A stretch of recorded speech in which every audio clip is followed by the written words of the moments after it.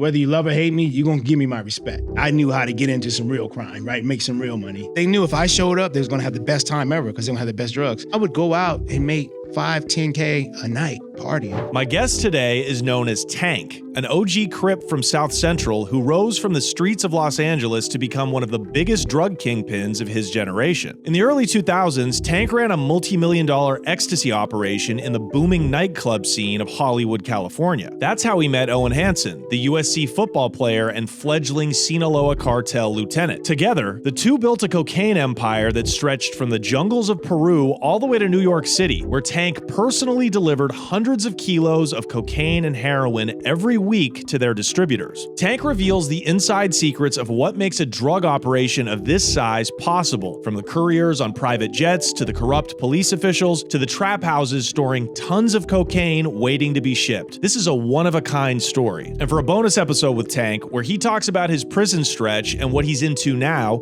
head over to patreon.com/TheConnectShow. His life is an odyssey. You're absolutely going to love it. Ladies and gentlemen, I give you Tanc right here on The Connect with Johnny Mitchell. Well, it's pretty rare that a kid from South Central, a gangbanger, can go through the system, experience all that ignorance, all of that stupid violence, and then ascend to a high level drug trafficker. Yeah. It doesn't happen a lot. No. Why do they call you Tanc? You know what's funny? My grandmother used to call me Tanky as a kid. And so when I got into the hood and stuff like that, I was like, man, I got to get me a better name. You know what I'm saying? I can't just have that like that, you know? And I just kind of dropped the Y and kept going with it. And it's just always been me. Because I used to be a little chunky kid, you know what I'm saying? Yeah. And yeah, so I just kept it. It was just one of those things that kind of grew with me. It always comes from grandma. Yeah. You know, Snoop Dogg got his name Snoopy from his grandma. Yeah, exactly. And then he had to drop the Y. Yeah, exact same not thing. Hard enough. Yeah. I got to make this thing right. So it's one of those things that kind of carried me through life. So you grew up in the best and the worst time in Los Angeles. Yeah. I grew up I caught the ass end of what I like to call a real era. You know what I'm saying? Of real OGs, you know, real respect, real people that been through a real struggle. Because obviously you got from the 60s, like Black Panthers, then they took them out. Then this thing of gangs kind of spawned from that, you know. And yeah, it was legends. Like when I went to the pen, I walked the yard with real legends. Now it's a joke. Did you have a good family? Like you're from the hood, from South Central, but what was family life like? You know, it's just me and my mom. You know, most of my family's East Coast. So I kind of put my family together around who I grew up with, you know. I like to call them my sandbox, you know, guys that I grew up from. And that was my family since then. I didn't have a father. I mean, he was there. He lived in Frisco, but he wasn't present. Did you have uncles or family members in the game, in gangs, anything like that? Like, how'd you learn the streets? Just growing up in there, you know, grew up poor. I had to, you know, you had to survive, right? You know, and gangs it obviously for me was, you know, I used to get bullied and then I found protection and that's how you kind of go with it, right? And I'm like, you know what? I ain't getting bullied no more, you know? So then you join this gang and then this gang becomes your family. And it's because you didn't have a father, right? I don't have anybody to look up to. So I looked up to the OGs in the neighborhood as fathers, right? I kind of put bits and pieces together, what I seen in the streets, as like a father, like what I thought was a good father. So, you know, there was no book on it. I just had to survive. Were you from a Crip neighborhood? Yeah. Like where you grew up, it was Crip? Yeah, okay. Crips. All Crips around me. I was on the east side. Then I moved to the west side. I lived a bit, you know, pretty much around South Central. For eventually, then my mom actually, she got a job change, got more money. Then we moved to the Valley. The second half of my life. Well, there's gangbanging out in the Valley too, if you wanted to. Yeah. It was everywhere. I mean, you can't escape it. Now, you're such a smart guy. Like, were you always this well-spoken and this well-educated? I mean, I always did good in school. You know, my mom used to read to me and made me read, and she always instilled education in me. Like, don't be no dummy. She also said, if you're going to get in trouble, you better be the leader and not the follower, you know. And that was one of her things, you know, like, you know, at least if you're going to do something stupid, you be the damn leader of it. You know what I'm saying? Don't go following somebody else's dumbass, you know? And that's kind of how. I love that. Yeah, it instilled things for me to always want more, you know? Yeah, yeah. Okay, so did you lead when you became of age, you know, what is it, early teens or something like that? Did you become the leader of whatever neighborhood set you were running with? I wouldn't say I became a leader, but I think a lot of people guys gravitated towards me because I was so ambitious. You know what I'm saying? Like I always was on the forefront of anything that we were doing. You know what I'm saying? If it was crime, like I knew how to get into some real crime, right? Make some real money. And no matter what it was, you know, I was always searching to get more and better. Whereas a lot of people are boxed in mentally, you know, they just think the neighborhood is everything. And me, I'm like, you know, we can go bigger. You know, like there's always more we can go. I always wanted more. Yeah. And in fact, that's what kind of always gets me in trouble because I get so comfortable and good with this. And I think I'm slick and I think I get away with it. And I just keep going because I'm like, oh, you know. Yeah. Like, so, most gangbangers are just drinking 40s on the porch. That doesn't get you nowhere. Economically, it gets you nowhere. They just want to be the top of the neighborhood, right? Yeah. Like that's it. Like, but that's it, you know. What were you guys doing to make money? Oh man, any crime there was. I mean, if we was robbing, jacking, I mean, we call them licks, passing. I mean, bank robberies, jewelry licks, you know, everything. I mean, even getting the cars, stealing the cars, and you know, whatever I did to a sign. And I would research and look it up and how to do it the best. See, that was one of my things. Were you guys really hitting banks? Oh, we used to hit banks all the time. Yeah. L.A. was bank robbery capital. Especially on the east side. Wow. Yeah. Damn. So were you going in there like masked up or were you masked up? But it's all about finesse. So when guys would come in here, you know, I always thought outside the box, right? So the average guy comes in, they think you got to wave guns and do all this. No, why would you do that? Because then you become FBI's most wanted. You know, and I don't care. We come in the bank. I don't care if you get down, you don't. My key was getting in, getting the money and getting out so fast. I don't care where you go, who you call, where you at. I'm in and out. I'm already gone. You know what I'm saying? If you laid down the ground, it's because you laid down. I just came in with a mask on and hit the counter and took what I can take, and I'm gone. You know, when you come in, you know, get on the ground and do all that and guns and blazing everywhere, you put yourself on a target. See, like now they're coming after you because that's violent. You know, that's we don't even bring a gun. Why even have a gun? You know what I'm saying? So that has always been finesse. I've never been about hurting anybody in any situation, you know. So you would just go in basically, you know, you're intimidating, you got a mask on, and so you're already scaring people, but then you just jump up onto a counter and just reach in and I just run right past just take a handful. Yeah, well, that's it. I don't even, there's nothing to even talk to you about. Like, I don't care if you run out, you holler, who cares, right? I'm in and out. That's my whole, you know what I'm saying? Wow.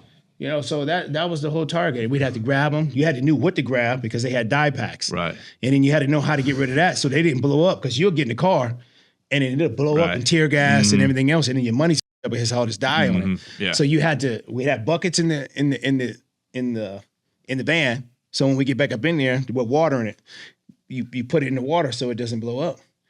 And then you got to get out and take the dye packs out. I see. Yeah. That was all about finesse. Wow. Most guys didn't even know that. They talk, they did all this stuff, but they don't even know those little details. You know what I'm saying? How did you research this stuff before Google? This is the 90s. Because we had it blow up before. And I was like, yo, one of my guys, he's like, oh man, we lost all that money. He had like 100,000. They lost it because it all blew up. Then they had to leave it. Oh. You know what I'm saying? So you did all that for nothing. Can you really get 100,000 just going to one register? No, you kill out all the registers. And then two, you can catch them when they open the gate. You see, when they open the gate to the vault. Yeah. First thing in the morning or when? It depends. If you come and you see that gate open, you can go in there and you can take like whoever has the key, main one to open it up, and you get all that. That's how you really get it. Wow. And you guys you don't have guns? No. How long are you in there for? 2 minutes? 2 minutes. You're in and out. By the time the call goes out, you're already gone. We got 2 getaway cars. Like the first one, people are taking pictures of it. Then you go to your next destination, jump in the second one. Yeah. When was the best day to do it, best time to do it? You definitely want to, because in the morning, banks, depending on the bank, so that you want banks that are in high traffic areas because those are the ones going to put out the most money. You don't want some secluded bank in the middle of nowhere. We don't have traffic, so they're not going to put much money on the floor. But the guys that are like in areas where like people are dropping off money, they need to have so much money on hand. And then those are the ones you want to hit. You know, and that's it. I've had money though that blew up halfway, and we'd be spending it with the dye on it, and that's just so funny. And people that have no clue, you know what I'm saying? Like what that red dye is, like, right? That's straight bank robbery money, and it'd be still wet, like because you had been in the water. Man, I'd be like, man, let's go shopping. Man, I'm be in the store with all these wet hunters buying stuff, and yeah, they don't know. Wow, and so you never took a pinch over a bank robbery? Never. Wow. Yeah. And you were still a teenager when you were doing this? Yeah, teenager. Yeah. Yeah, it's funny because LA used to be fun. Oh yeah, back in the day it was insane. We'd go past and then party in the evenings. Oh yeah. Were you getting into drugs at that age? Like, were you starting to experiment with like selling coke or crack or anything, or did that come later? You know, I never really. I mean, I grew up with some of my young homies. Like we would steal like crack from his like older brothers and uncles, and then we'd sell it, just get some money to eat, you know, like let's get 20, 30 bucks, 50 bucks, right? Yeah. And we call it like our base heads, you know, get it from the base heads. So we call them, but I never really was into it because I lost so much of my family to crack. So it never was, for me, it was always like, I hated it. You know what I'm saying? You know, I'm living in a community with my aunties, you know, my uncles, and they're all lost everything. So I was like, it never was one of my things. I always like a Robin Hood kind of guy. Yeah. I like to steal from the rich and give to the poor. Since I was a kid, I've always been like that. You know, tell me about jewelry stores. Oh, the jewelry stores just bounce, break the count. It's like a lot of what you see going on today. These guys are running the malls now, doing smash and grab, smash and grab. That's it. Same thing. Yeah, you know. And then you sell the loot. Oh yeah. We have connects. You go downtown. They used to always buy all that. You have your little connect. They can't wait for you to come in. Jewelry district downtown LA, dude. It. They buy it all up. Yeah. Yeah, no questions asked. Yeah, they come in. Then they got really strict on them, and yeah, that was crazy. Okay. When did you take your first pinch? When did you fall? Well, you know, I started going to juvie, you know, young, stealing cars, you know, robberies, what was it? 459, which is residential burglary. Yeah, I mean, just the common stuff that went on in those areas in those times. And but one of those things, I used to love stealing cars. That was one of my things. You know, if I wasn't selling parts of it, but just the adrenaline, you know, of just stealing a car. And they got so good at it. It's almost like that movie you see, New Jersey Drive. Of course. That's how my boys would roll. Like we'd pull up, race each other, like, yo, what you in today? You know what I'm saying? And I used to love the ones that like put the club on it and they do all this extra security stuff. I knew how to get past the alarms. I would leave the alarm box and the club in the parking space. So when you come in the morning, you're like, wait, where's the car? And then you look in the parking space on this nice expensive alarm that you paid for that he told you how to kill switch and this club, you know, that you have on steering wheel. I'd leave it right there and then, like, how do you get the club off? You know what I'm saying? It was the simple, easiest thing. All you do is cut the steering wheel and just pull it off with a hacksaw. Just the easiest thing. Yeah, that was another rampant thing in LA back in the day was car theft. Yeah. Yeah. You know where people are selling stolen cars now? Biggest stolen car market? Mexico. Yeah. They love it because those cartel guys, I mean, they buy them up all the time. Oh, yeah. Well, people are taking them down there doing insurance jobs in their own car. They're like, just get rid of it, take it to Mexico. Right. I was thinking about doing that back when I was poor. Yeah. I knew some Armenian guys. I was like, how much to steal my car and just make it disappear south of the border? That's what they do. Yeah. They take them down all the time. And then down there, they take them and just put whatever together. Man. Yeah. Okay. So you started going to jail though? Yeah. I started then. And then from there, it just kind of hardened me even more, right? Because I'm gang banging, I'm in jail, and it was almost like a badge of honor to be in camp walking around and say you went to juvie and end up in there to fighting and all that. Like it became the thing, you know? And then you go from there, and then I went to camp, I went to Alpha Ball Page, and then from there, kept getting into fights, gang banging, sent me to Rocky, and from Rocky, TS, and from TS, then I finally came home, and I was already geared for prison life. Like I had been doing it at home. It was like, so it was a no-brainer. I was hustling. I didn't care about going to jail. I was like, I got to get this money. I got to survive, you know? And then that's how they hardened me up for prison, you know? And then I was ready to go. You know? But you felt like, you know, deep down, you felt like this, you were meant for something more. Like you felt like this was a toxic life. Yeah. It definitely was something on the inside of me said, this isn't my life. You know what I'm saying? You know, my mom instilled a lot more things in me. But I just was slick. I knew how to figure things out and I grew. And when I did prison time, one thing about me, two things I did. I worked out and I read. You You know, I spent that time wisely. If I can go to school, I go to school. Whatever programs they had, I would exhaust everything they had in there. Same thing when I came home. You know, I would exhaust every program to help me get back right. Yeah. You know, and So you went to state prison first. yeah, I went to state prison. Where and for what? So my first bid was a probation violation. So I got caught with, we were in the middle of a black and brown war. So my homie had dope. He had 2 ounces of crack. And then we had 2 pistols. So you couldn't go anywhere. When that was going off in the beginning, I want to say early 90s, the whole mafia took over the states and all that. It was this big... The Mexican mafia. Yeah. Okay. So it was a big black and brown war. So you're fighting against each other, struggle Right. over the streets and everything. So Right. everywhere you went, it was...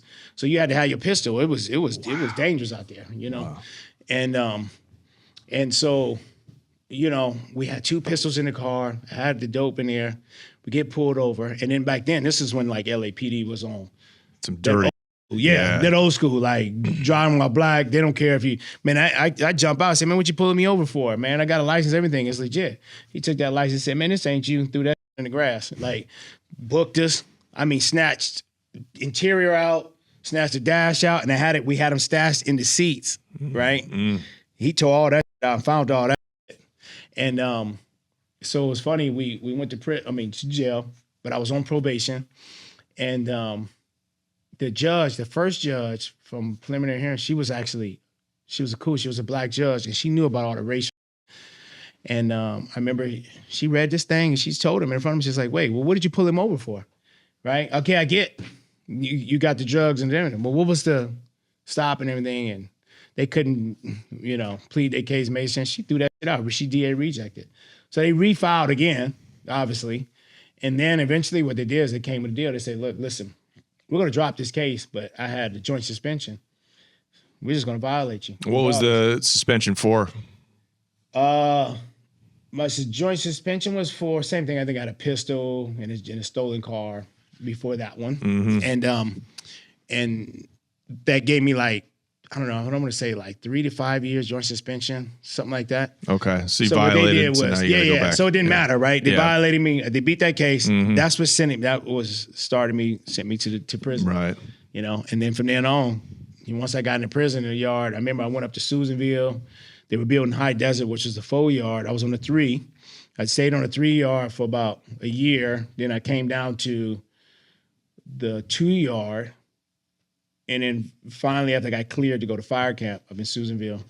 But yeah, I remember I was up on first time I was on the print, and I got there, they had a riot.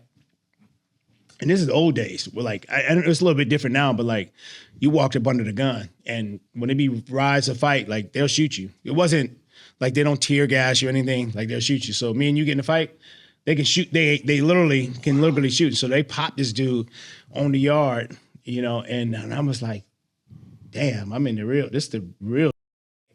They shot him to death? Yeah, they killed him. Like they shot him straight like that. And then if you survive, they'll send you a ducat, what we call at the end of the month, you get like a receipt of what you spent on store and everything. Everything is on there. They'll shoot you, and then at the end of the month, they'll send you a ducat and charge you for the bullet they shot you with.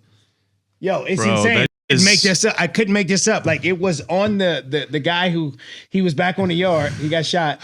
And he showed me the ducat, and they charged me, and I can't remember how much it was, a bullet, but I was like, what?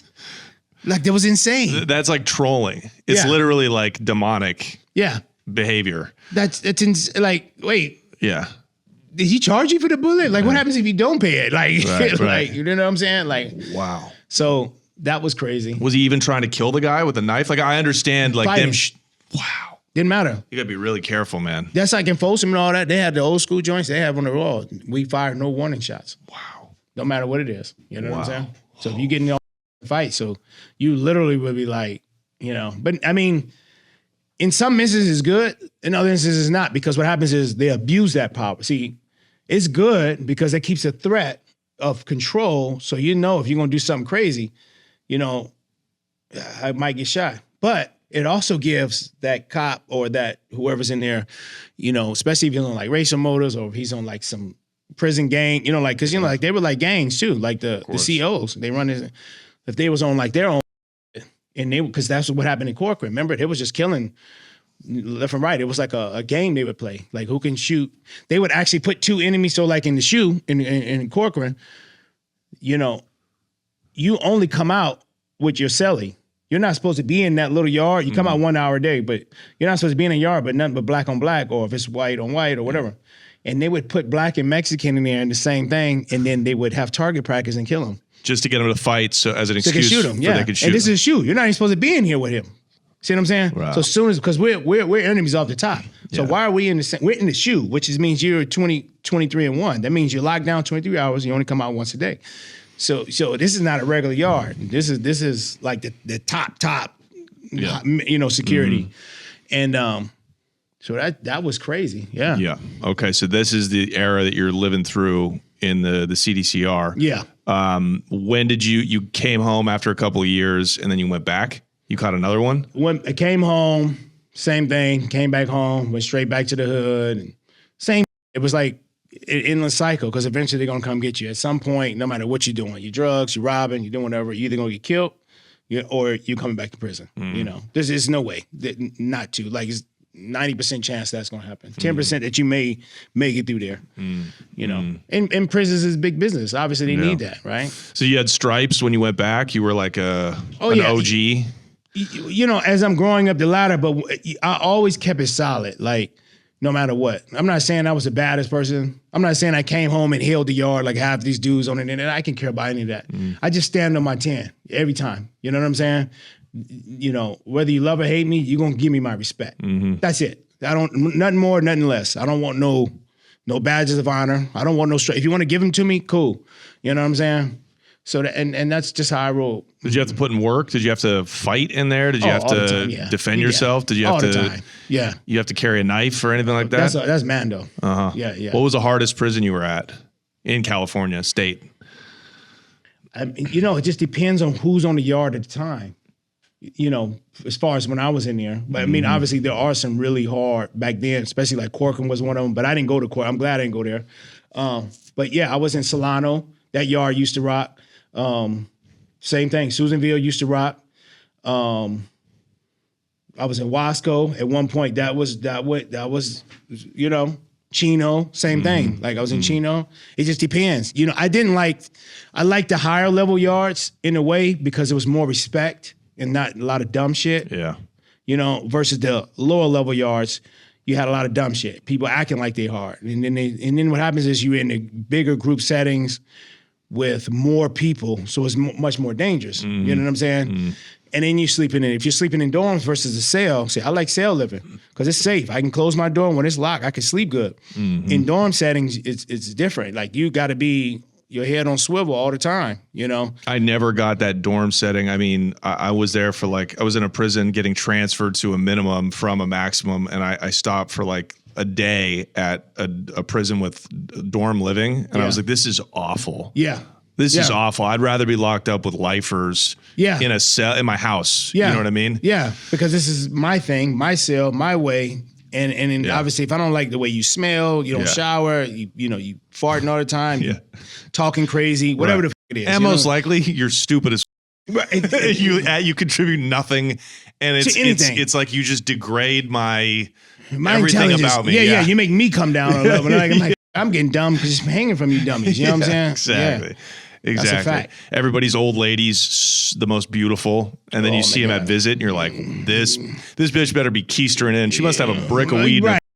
Oh my God, the stories I used to hear in there, I was like, I got so tired of, especially like on me and Owen's documentary. I would show pictures when I was in the feds to people. And they'll be talking about my story and shit I did on the streets. And I felt like these guys who always were lying. So I stopped telling my story, right? Because I'm like I'll tell you my story. I'm like, man, I've been flying private jets from Peru to Costa Rica. I lived down in a house hanging off the wheels. And this guy come up and he ain't even getting a visit. He ain't got the money in his book. But he'd be like, yo, yeah, I was down in Colombia with Noriega. And you're like you can't even make story. What do you mean? Yeah. What do you mean? Like, oh man, money and this and that. And I'm like, yo, shut up. Like, so I was like, it's possible. A lot of people, smoked up all their money, or that who knows, right? They had a run, and now they're indigent. But I mean, even their runs are not like the volume of what I'm saying runs. You know what I'm saying? Yeah.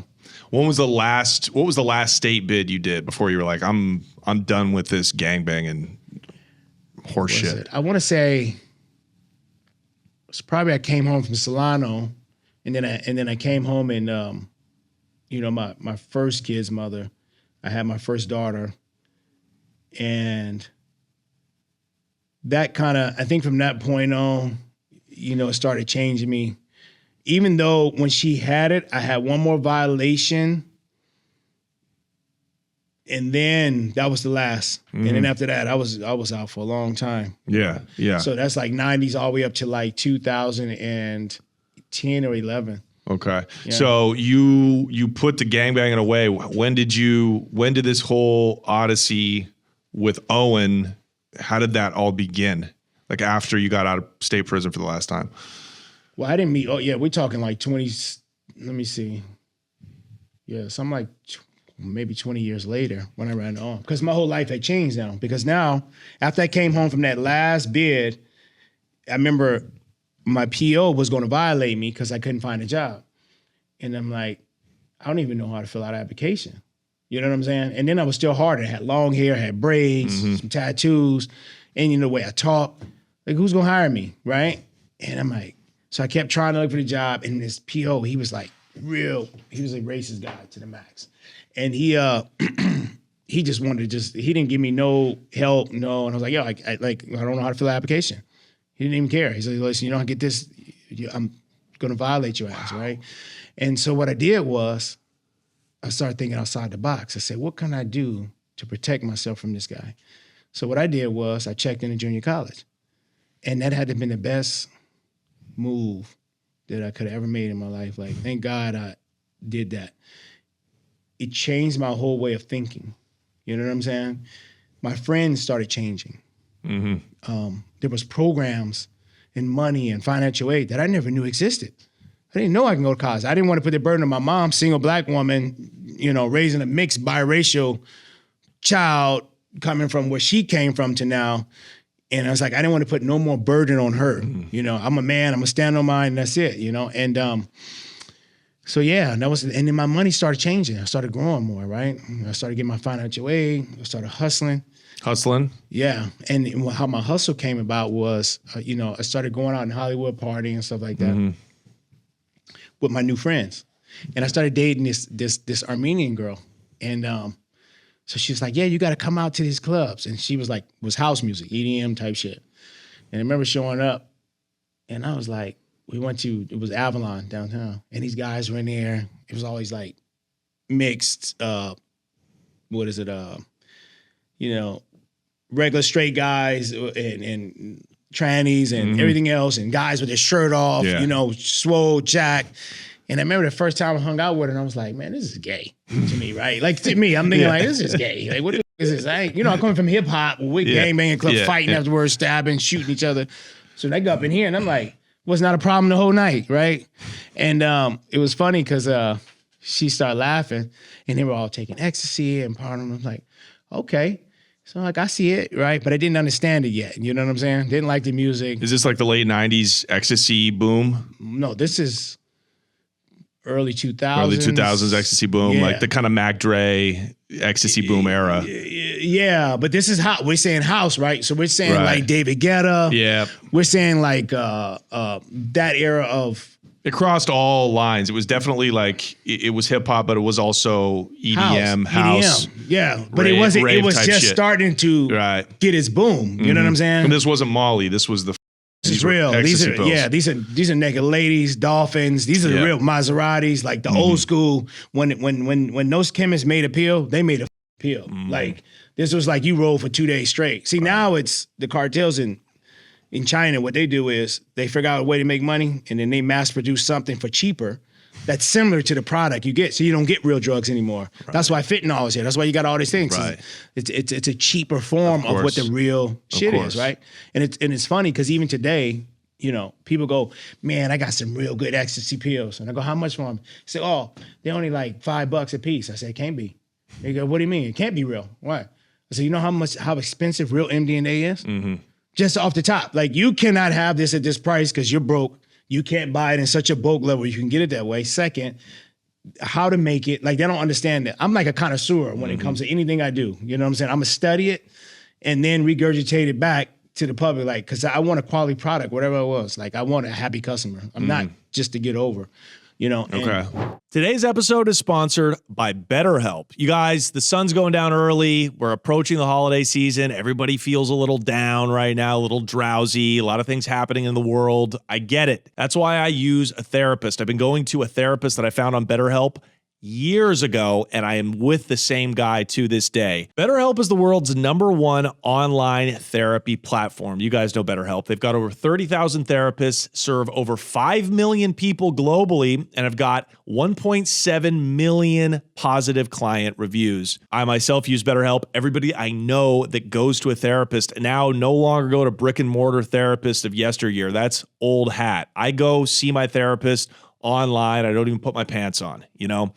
It's the way to do it. And it comes in at a much better price than if you had to go see a therapist in person. And again, these are qualified therapists in every different kind of therapy and every different field of mental health that might be applicable to you. And if you don't jibe with your therapist, BetterHelp will easily and seamlessly give you a new therapist at no extra charge. That is one of the things that I like about them the most, because it might take 2 or 3 therapists to find the one that fits your specific needs. This month, don't wait to reach out. Whether you're checking in on a friend or reaching out to a therapist yourself, BetterHelp makes it easy to take that first step. And our listeners get 10% off their first month when they use BetterHelp.com/connect. That's BetterHelp.com/connect. Thank you, BetterHelp. Now go and take care of your mental health. Did you guys know that there's an online cannabis company that ships federally legal THC right to your door? And they found a way to combine THC with carefully selected functional ingredients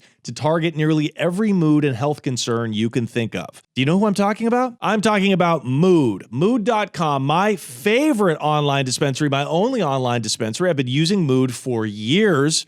Mood has an incredible line of functional gummies and other cannabis products that get you in the mood for whatever you're feeling like. And you can get 20% off your first order at mood.com with promo code CONNECT. Check it out. This is what makes Mood different. Forget those one-size-fit-all supplements that only get you high. You can get those anywhere. Mood's functional gummies are optimized to kick in as little as 15 minutes and take you to the mood you're looking for. Whether that's Magic Mind gummies for deep work and creativity, PMS support to ease cramps and balance mood swings, or there's sexual euphoria gummies to help you feel ready for action and turn every touch into a full body experience. That is incredible. Listen, you can find gummies to just get you high pretty much anywhere these days, but Mood's functional gummies combine premium federally legal THC with targeted botanicals to help you get into the perfect mood, usually in as little as 15 minutes. And everything ships discreetly right to your door. No dispensary lines, no awkward conversations, just better days and nights delivered to your doorstep. And best of all, not only is every Mood product backed by a 100-day satisfaction guarantee, but as I mentioned, our listeners get 20% off of their first order when they use code CONNECT.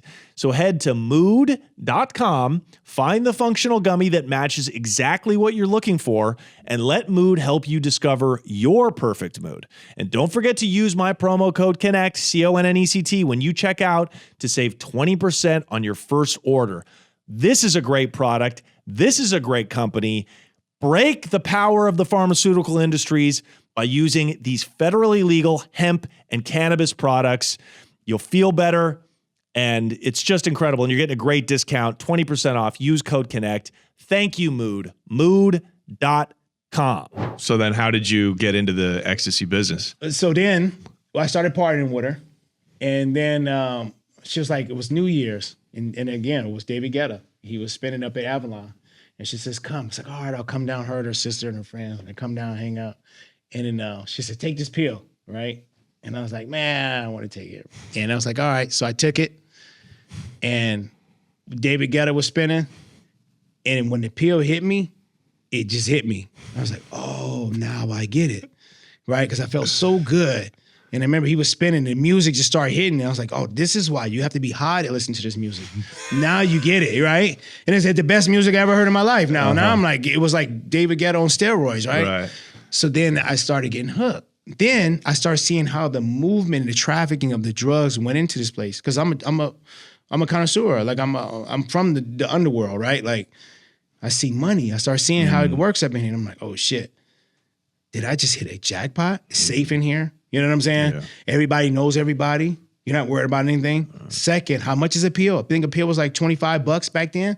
How much do you buy them for? Right? So then I started getting into the field. How do I get this for cheaper and everything? And I know how the drug game works. Buy in bulk, get it for cheap, right?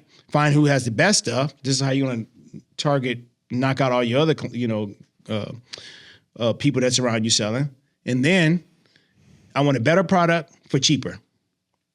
Once I do that, I got them. And then I started hanging out more and started going from there. And there was these after hours and after hours and this, and all through Hollywood. Yeah. Right? Back when Hollywood booming, the nightlife was booming. Oh my God, it was booming. It's back a then. wasteland now, but it was booming back then. Hollywood was Hollywood. Like people from every other state, countries, everything flew in to come to this place, right? Right. Okay, so how'd you find your plug? So I started crawling up the ladder. Who's got it? Who's this? Who's there? And then I started crawling up the ladder. And once I found out, researching who coming in, because I remember it was a certain group of people that were bringing them in. And I'm saying like they were getting them in by barrels. You know what I'm saying? And I think it was right before they just changed the law to go after them. I want to say them, what were they? I want to say they were Israeli or whatever, it was something like that. But they were getting them in before it was even a law against them. Okay, so this is coming from Amsterdam or from the Netherlands? From Europe, somewhere over there was coming in, and they were buying, you would buy by the drum. Oh, wow. And they would get them for like 25 cents a pill. Wow. Coming in through the ports? Coming in through I want to say the ports, because I wasn't that big up the chain. Okay. I just started studying, hearing stories and listening who had what, and I started researching the laws and everything and who was the first. Because I'm like those. I'll get on the internet and I'll search and I'll say, okay, these people have it. So then this is how I'll target, you know what I'm saying? So like in the drug gang, cocaine, I don't want to get in the hood. I'm not going to buy no coke from another hood gangster black guy. I need to find the Mexican guy who's coming across the border. I need to find the one who doesn't even speak that much English. See what I'm saying? Because I know it's going to get more pure and pure. It's not stepped on. When I'm buying it from my homie, it's already been stepped on. Yep. I don't care how good he says it is. I already know he's already, see what I'm saying? That's how I do it, So how did you ascend? Did you get up to the barrel level where you're buying it from the guys bringing it in? So I started off buying, I think I want to say, was it what do we call it?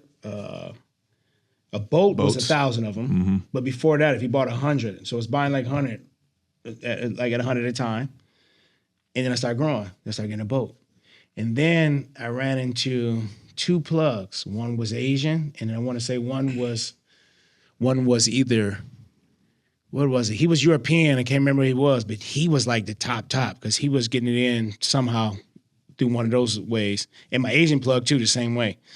And that's when I plugged up with those 2, it was over with. So he always had one different kind of style. Like he had double stacks. This one had like Maseratis and naked ladies and dolphins.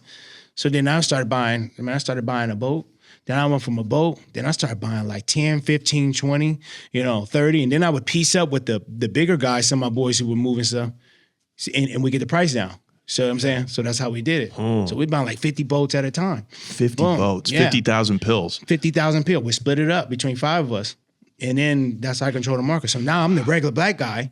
I'm coming to there. And these guys who have been in these clubs selling this shit for years, because I know the game. I'm street. These guys have just been doing this. They ain't really street. They just figured out a knack and in here. Yeah. I'm street. I come in and then I sew up the whole game, right? And then I know how to do, listen, I tip everybody. I take care of everybody. So then I became the number one. When I pull up to the club, they roll out the red carpet. All the bodyguards, the bouncers are paid off. People who own the club, if I know them, people who, anything I need in here, so they let me do what I wanted to do. See, I know the game. Right. A lot of these guys come in here, if they ain't tipping and paying, helping these guys out, they get thrown out, they get busted, they get this. They will come look out for me. Yo, it's feds in here. Yo, watch this, that, da-da-da. Because I got them all paid off. I treat everybody with love. We all can eat. I'm not greedy. I want us all to eat. You know what I'm saying? Now you were supplying now the retailers in these clubs. In the clubs. I gotcha. So I would show up, give it to all they became the bottom feeders. Yeah. I just give it to all them and then they move it. I sit back and party. You're not hand to hand anymore. No. So I was saying, so now they're working. So now I would go out and make 5, 10K a night partying.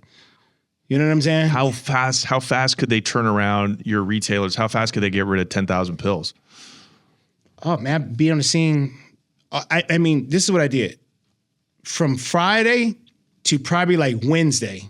It was probably like 2 days off during the middle of the week when the Hollywood was nothing. But I was all I did was go out clubbing. Sometimes I'd be out 2-3 days and then even come home. Musty everything, but I've been making money, partying. I'm high as, myself, hanging out with girls all day. So a long weekend. Oh, they could get rid of 10 boats. Yeah. Crazy. Yeah, we'd blow them out. And I'd come back and just collect money. That's it. And what is that? What are the economics of that? What are you buying? What are you getting your price per pill at? And what are you giving it to your guys at? Some point, I was getting them down to almost like $5 a pill. You know what I'm saying? So, obviously, if it's $5 a pill and they're selling the club for $25. Boom. So your profit is $20 a pill. Yeah, $20 a pill. 200,000. So I must have paid my worker. I got to pay, tipping, whatever. That's 200 G's every 10,000 pills. Yeah. And then that. Listen how this even got even more better. So then as the EDM grew, I followed it. They went to Vegas. Then Vegas blew up. They started building all these pools. When I started going to Vegas, it was only Hard Rock. And then from Hard Rock, they started Wet Republic. From Wet Republic, they started EBC. So all these pools started jumping off. Now, guess what? They got all the security because everybody getting high at the pool now. Here's how I even killed them even more. I would come and show up. People couldn't get their drugs into the pool. So they needed somebody like me, the liaison.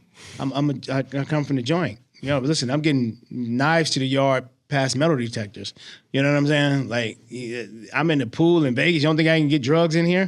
Yo, I had special shoes that I would gut out the inside of it and put tubes in it to fill all up with drugs. GHB in packages that would look like energy drinks and that you can tear and get a cap at every time. Pre-measured everything. Ketamine, same thing. I was getting ketamine in, traveling from here. And then as that grew, then you went to where? WMC, Miami. Yo, I would mail a gallon of GHB, send probably 10 boats out there before I go for People would wait for me. Like, if I wasn't going, they didn't want to do their trip. Because they knew if I showed up, they was going to have the best time ever because they don't have the best drugs. I didn't even have to pay for tables because guys were begging me to hang because they knew I had all the drugs. Right. So if me and you show up to Miami, because you don't want to have to go, you don't want to be from Los Angeles or whoever, go to another state and have to worry about trying to find your drugs, right? And you don't know if it's good. Oh. And that's the worst. When you buy a bunch of drugs to party with and you're here, you spend $10,000, $15,000 on the table, you and your boys and your crew, and all your drugs are whacked that night. That's like the worst. Yeah. You're like an Italian-American from Jersey Shore's dream. Right. You've got GHB, you've got growth hormone, ketamine, steroid, whatever you wanted. I was the same thing, yeah. I was beating O's prices on steroids, and I was here. I didn't have to go to Mexico and get it. Wow. Okay, so and this is like, you're dealing with a drug that's barely federal. Like, this is something that you're going to be able to like beat or mitigate if you get popped. Right. That's why I never with the hard stuff. Okay, so you're killing them. Killing it and having fun. Not the best women. Listen, when I started in this game, I remember one of my boys came home and we were here in Vegas. And I was like, come hang out with me. I'm there with Too Short. I got Chuck Liddell with me. We got all these hot chicks at this table. And we're going from XS to this club to everything else. Because, all these famous people, when I was in Vegas partying on the house scenes, I met all these people. Right? Because these famous people, because I had the hottest drugs. You know what I'm saying? Right. That was the best. I became known. Like, yo, if you see him, that's the guy to go to. But would you deal with people like that? Because you're trying to stay, low, or at least, you're trying to like insulate yourself, right? But it's different back then. It's not like today. See what I'm saying? How so? Today is because of fentanyl and the deaths and drugs and the climate of what's going on in the government and this war on all these things, and people are dying from drugs. See, they weren't dying from drugs back then. Right. I mean, obviously there was overdoses and shit like that, but I stayed away from it. That's not my thing. I just want to have fun, party, and just have a good time. Because the drugs I sell you, I do. You know what I'm saying? Right. Like, it's not like I'm just trying to make money off. No, I do these. You know what I'm saying? But if I can pay for my habit and support my living doing this is better than me going out robbing, doing all these other stuff. You know what I'm saying? Right. So it was less sketchy. Less sketchy. Okay. Yeah. So it's different than now. back then than it is now. So all these famous people, they gave me connects to everything. In fact, I remember I was funny, me and O was talking about it. Like we would show up to a club and we were more famous than the famous people we were with because we had all the drugs, we were hot, we were everywhere. And all the famous people wanted to hang with us because we had the hottest drugs. Because remember, when you're famous, you can't just go and get drugs from anybody. No. You got to have a liaison in between to buffer that so you don't go to jail, you don't this, or it's trusted, or whatever the case is. Yeah, get blown up on the paparazzi, whatever. Right, anything. Who'd you meet besides, who'd you party with? Too Short's a great one. Oh, that's my dog. Yeah, we go way back. Chuck Liddell, Tito Ortiz, all the ball players. It was funny, O had a lot of the ball players. That's how I met all them. Right. I knew all those hot guys from the UFC. That was back then, right? I mean, we're talking about your Silvas. We're talking about, I mean, whoever was hot back then, they were in Vegas partying. Yeah. Taking ecstasy. Huh? Taking ecstasy. Taking ecstasy, partying, drugs, coke, whatever. You know what I'm saying? So, but you weren't into coke yet. No. I mean, on a small level, I would get you whatever, but not like I'd buy a brick and break it down and just saw it. That was it. I didn't need more than that. It never wasn't like, let me get that. That wasn't my thing. But you always need to have it. Okay. You know what I'm saying? Okay. Yeah. So the coke is making an appearance now in your life. Yeah. Somewhat. But on a small level. Yeah. Well, buying a kilo, you know. Yeah. Yeah. 1,000 grams. You could argue that's, a significant amount anyways. Yeah. Yeah. Did you have a good plug? On the coke? Yeah. Yeah. I would get it from my homie in the hood. Yeah. So he was, and one thing about in the hood, when you buy versus getting it from, I would go to the hood to buy the coke versus not ecstasy and any of the other stuff. Right. Because that would be stepped on and tipped down. But the coke, when you get it from the right, who's getting it to give it to the homies in the hood, it had to be a certain percentage right because they're cooking it. Yeah. See what I'm saying? See, in Hollywood, if I bought from the streets in Hollywood, it's stepped on because they're not cooking it. Right. So these people can get away with selling stepped on shit. Yeah. See what I'm saying? Because you don't cook it. If you're cooking it, it has to be good because it's not going to come back. Yeah, it's not going to come back. So you're going to lose. So they have to have it right. A certain percentage of it. So that's how I would get the best. Right. And then go over there and kill everybody else in Hollywood with that. Okay, so then how did you meet O? What year? You know what year was that? Maybe 2000. I don't know. Maybe 6, 7. I don't know. Okay, so was this still your ecstasy run? Because that's kind of late, right? Like, what were you doing between like the 2004 to 2008? This is your party and ecstasy run. Yeah. Ketamine, I was I met him on the scene. Okay, that's how I met Ho. I see. So like, I had all the fighters partying. He had a lot of ball players on his team. Okay. And when we met, he needed water. He couldn't find good GHB. And that was my specialty. I love GHB. And so I blew away what he was getting in for like that. And that's how we kind of started our relationship. So he'd always hit me up for gals or G's, like, yo, I need a. And then we started talking about other things, roids and this and that. And then some things he had plugs on at the time as well. So we would back and forth. Right. Yeah. You became friendly.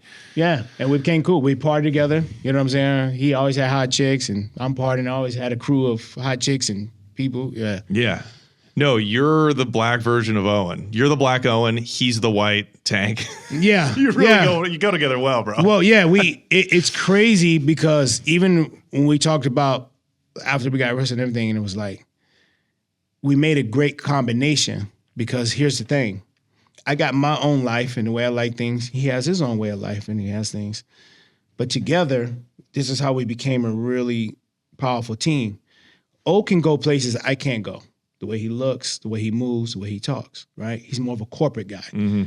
I can't go in corporate. I mean, I can. What I'm saying is, if I'm going to send somebody, I play chess, not checkers, right? He has a face that sells to America. Me, not everybody will accept my face, right? So when it comes to making money, I'm okay with taking a step back, right? Because I don't need to have fame. I don't need to have any of that. As long as we're making money, I'm good. But then I can go to the streets where he can't go. See what I'm saying? Right. He can't just pull up in the neighborhood. White guy, I don't care how he say he did this and did that. They're like, man, what the hell no, this is the police. Yeah. See what I'm saying? Right. No matter what he says, Yeah. he has that look. So I did the street work. Right. I always say that he's corporate and I'm the streets. Yeah. But together, we were powerful. So like, Yeah. you need muscle, you need this, I got that. I got And a I team. think, did you introduce him to the collector? That big Samoan collector for his betting business, or did he already? No. We were all in. Kobe used to be in Vegas with his partying. Oh, okay. Same. You be on the scene, you run into a little bit of everybody. Right. And I didn't introduce him but I mean, we all mutually all knew each other from Vegas.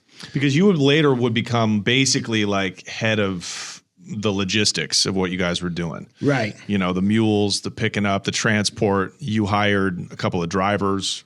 I'm the one to put that team together, put street that team whole together. team together. Yeah. Anything that was with that muscle. Yeah. Yeah. Okay. So how did that? Obviously, Owen, we know he was running a sports betting operation out of Costa Rica with big gamblers, and this is how he met. Yeah. One of the kingpins, one of the Chapos, the sons, and now he's got this coke plug, and he's moving money around, and eventually he starts getting kilos, and his story takes off into one direction, right? That whole odyssey in Australia. But was there stuff percolating before then in terms of selling coke? Yeah.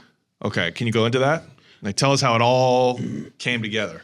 So me and O partied for a while. Then he disappeared for a while. I disappeared for a while. I got in a relationship with one of my exes. He had got into a relationship with his ex-wife. So we kind of didn't see each other for a while. So some time went by, maybe a year or two. And I went to WMC, me and a couple of my friends, and we were at Story. And so I had a little small table. We talking about maybe like $6,000 table. You know what I'm saying? I'm on a budget, And I've always been like that. I don't spend money like that. Like, I'm more of a very humble. I'd rather just know that I got money put up versus shine. Because for me, in my community, if I come home in the Benz, if I come home with jewelry on, I make myself a target immediately. Mm-hmm. O can do it and nobody will look at him. See what I'm saying? Mm-hmm. So I'm like street with it. Like, so you save your money. Yeah. That's I save a lot of money. Yeah. Good. I save money and I just put it aside and always, kept a little nest egg because I didn't come from money. So I'm like, I really got to hold on to this because I know I don't have to go back to a certain, struggling and stuff like that. So then we're there. And then I'm sitting there and then I'm turned around and I remember somebody came behind me and grabbed me on my shoulder and got in my ears, give me some of that G, right? And I was like, what the f-? And I look up, it's O, right? And I go, oh shit, Dan, where the f*** you been? You know what I'm saying? We ain't seen each other in a long time. And he's like, man, listen, look, come to my table over here. He's all going to stage, like a $15,000 table. He's got all these hot chicks with him, right? Him and his boy, Danny. And he's like, remember Danny? And I'm like, yeah, I remember Danny. He's like, man. So I look at my table. Man, we heard him grab our shit, left this table and went to his table. So we pull up. He's like, man, give me some of that G. You got the good shit? And I said, come on, man. And I used to make my shit so strong. It'd be thick. You got a cap. Your ass is G'ing out. But I'm addicted to it at this time. So I'm immune to it. So I tell him, I was like, yo, be careful here. Take some, have some fun. So then we come to the table. I brought my little crew of girls and my boy. He got his crew of girls and Danny. So we partying and shit. And then we're on the stage with, and it happened to be, I think, was it David Guetta? I think there too. It was weird. It was one of those things. And a couple other DJs. So we're on the table. I mean, we're at Story. We're on the stage with them. And we're partying and all this good shit. And O disappears. Where O go? So Danny's over here. He's like, before he left, he said, give Danny some. So I gave Danny some. He's like, give him another cow. I was like, nah, bro, he doesn't even do it. He's going to G out. O likes that. He likes to get you so up, right? Where you do some dumb shit. So he's like, give him another cap. And I'm like, man, I'm telling you, right? So I give Danny another cap. Then next thing you know, we're partying. The O disappears, right? What is that? So the waitress comes up. She has the thing out. She says, what do you guys order next, right? And I look on the thing. We only use $3,000 worth of shit. She's like, you still got 15,000 credit or 13,000 credit. So I'm looking for old text and yo, what do you want me to do? Order some more bottles and shit or, use up this credit? He's not answering. So then, Brad, I said, just come back in about 30 minutes. So then Danny starts G'ing out. Then he's happy. Now I'm obviously here. I got all these drugs on me. So when you start getting up like that, it makes me, it puts the heat on me. So Danny's like, right? So he's like, what do we do? I'm like, man. So I go and get the security guard and I don't want to leave the table. But at the same time, I pay the security guard, I say, look, take care of my boy buddy, take him out side so we can get some fresh air or whatnot and to bring him back. Anyways, they took him outside. He G'd out, so they had to call the ambulance. I don't know, but I'm holding the table down. So now I'm texting Danny. He's not answering. I'm texting, oh, he's not answering. Nothing. So the lady comes back. I'm like, she's like, it's getting late now. I got to burn up all this money. So I start ordering shit. I got all these girls with me. Now it becomes my table. So now I'm like passing alcohol out. We're having fun, right? Like, I'm like, yo, and I'm texting like, bro, I'm about to use all this shit up. Like, boom. Anyways, we're about to leave. Finally, it's like 6 a.m. the next morning. He finally texts us back. He's like, yo. I'm like, well, where the you been, bro? We're about to leave. I'm going to close out this check and everything. He's like, yo, man, I had to leave, right? So what happened? He said, man, I started G'ing out. So he went to the bathroom. I guess he was in there throwing up and shitting at the same time. So he was all up. And then he got up out of there. You know what I'm saying? Before they, because obviously if you go out, you're gonna go, ambulance, police, and all this shit. But that was our start of our new relationship. And then, so we partied a couple more times, then we came home to WMC. Then when I got back, he's like, yo, I'm going to Coachella. You want to go? I was like, yeah, all right. So it's like same week. The next weekend, we're going to Coachella. So then I remember, he's like, yo, send me a gallon of water. I'm going to send my driver to pick you up to get the water, right? I forgot this kid's name he had working for him, but he was like, kind of like a little mentally off. You know what I'm saying? And he pulls up in this Cadillac truck that has, you know how like they convert the Cadillac trucks now into these like captain chairs and with the screen goes up and everything. So he was like, when the guy, Big Mike, who did that, Big Mike, he did his limo shit. He used to customize shit like that. And I pull up, he opens up the door, and I look in, it was all white interior, blue or black. And I was like, damn, this shit is clean as right? Like, see, this was like, nobody was doing this yet. You know what I'm saying? Like, damn, he's like, so I text him like, yo, this your shit? He's like, yeah. And I was like, oh, shit. So I'm like looking at this, and then I'm looking at him a driver, and I'm saying, wait a minute.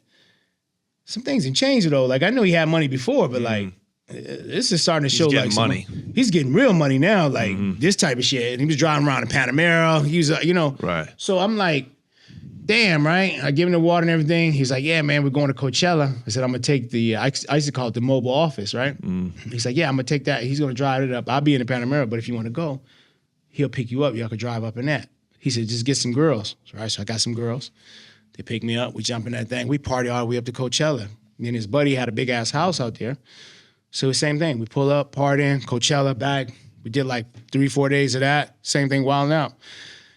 And I'm like, damn, all right. And then paid for everything everywhere we went, right? We had VIP, everybody VIP wristbands. I'm like, damn, he's just spending money and not even care. Like, I got money and I still wouldn't do this. You know what I'm saying? But not like on his level money. Right. But still. Like, are you still at this point? Is the Ecstasy still booming? Oh, yeah. I'm stay partying. This is what we do. You know what I'm saying? You made millions off this Ecstasy lick.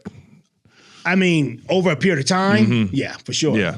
But not like, because obviously I still have my own lifestyle, spinning the streets and doing whatever. Yeah. But I made really good money off of it. I mean, I was eating good. I had a house in Sherman Oaks, 2-story that I was renting out for like $7K a month.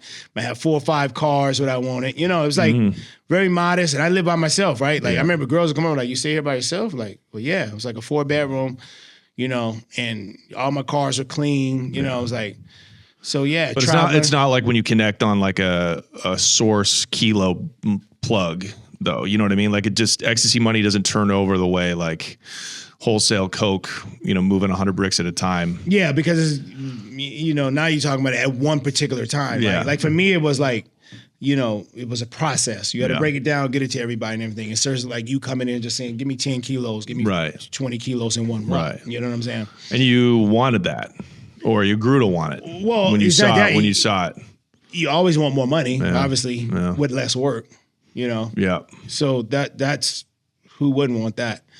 But then that's how we started, getting back together and moving around and doing stuff. And then I started seeing how his money was. So then we went from there, and I want to say like 2 weeks later, he says, man, I'm going to Vegas. You want to go? Again, I'm like, damn, you just spent all this money from Coachella. I mean, Miami. I mean, he must have spent about 80, maybe 60 to 80K in Miami. Because we went to like every night, the hottest table, the hottest club everywhere we went. Then we came back and did Coachella, all VIP, backstage, whatever you can think. Then from there we went to Vegas, and I seen him burn $100,000. Like we literally went on a Friday, and by Tuesday he burned through $100,000 just pool, dinner, club, suite, right? Same thing all over again. After hour, pool, club, suite, after hour, everything. And he's got like, we got like 15 people that he's paying for everybody. Not even thinking about it. Wow. Not even. Like when the check comes around, nobody pitched in. None of the guys ever here. And I'm like, damn, he doesn't care, right? Like what the right? So he enjoyed that, that boss kind of shit, right? So I'm like, shit, I'm in, and plus I'm making money, you know what I'm saying? Because I'm bringing all the best drugs, I'm getting it in everywhere. So I'm still making my money and partying and living the best, right?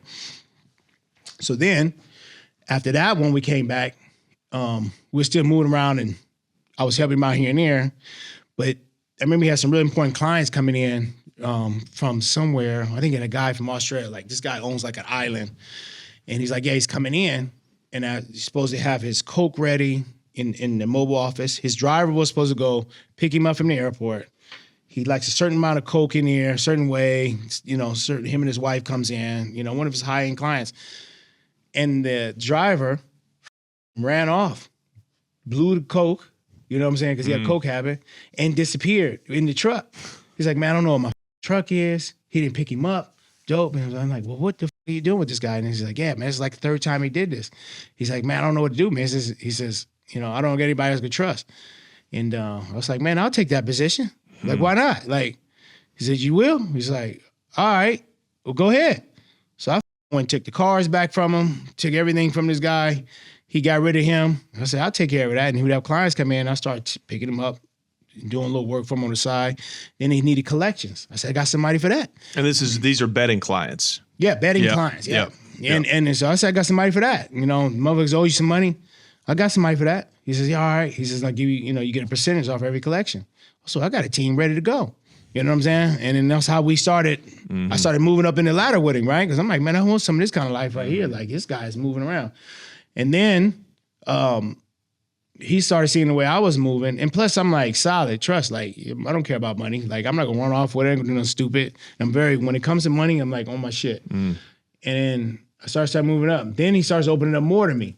Then he starts telling me how this money he made in Australia, this, that, and that. I'm like, man, I was like, from the time I left you to now, like, well, how did you make all this extra money now, right? Because he had a sick-ass house. He was rebuilding Avenue 6 to this big thing. And then we went to Miami. No, we actually went to Cabo. Me, him, and his ex-wife flew down in a private, did some stuff down there, hung out, and on another trip. Then we came back from there, and then it was like the 4th. He said, I'm going to Miami. You want to come up here for the 4th for the weekend? So I had my ex. I met up there. He had his girl. And while we're there, after the 4th or whatever, he says, I was about to get ready to go back home. He says, why don't you just come over to my Costa Rica house? And I was like, all right, okay, let's go, right? So my ex, she said, yeah, I'll rock with you. Let's go. So then we flew to Costa Rica. I was blown away by then.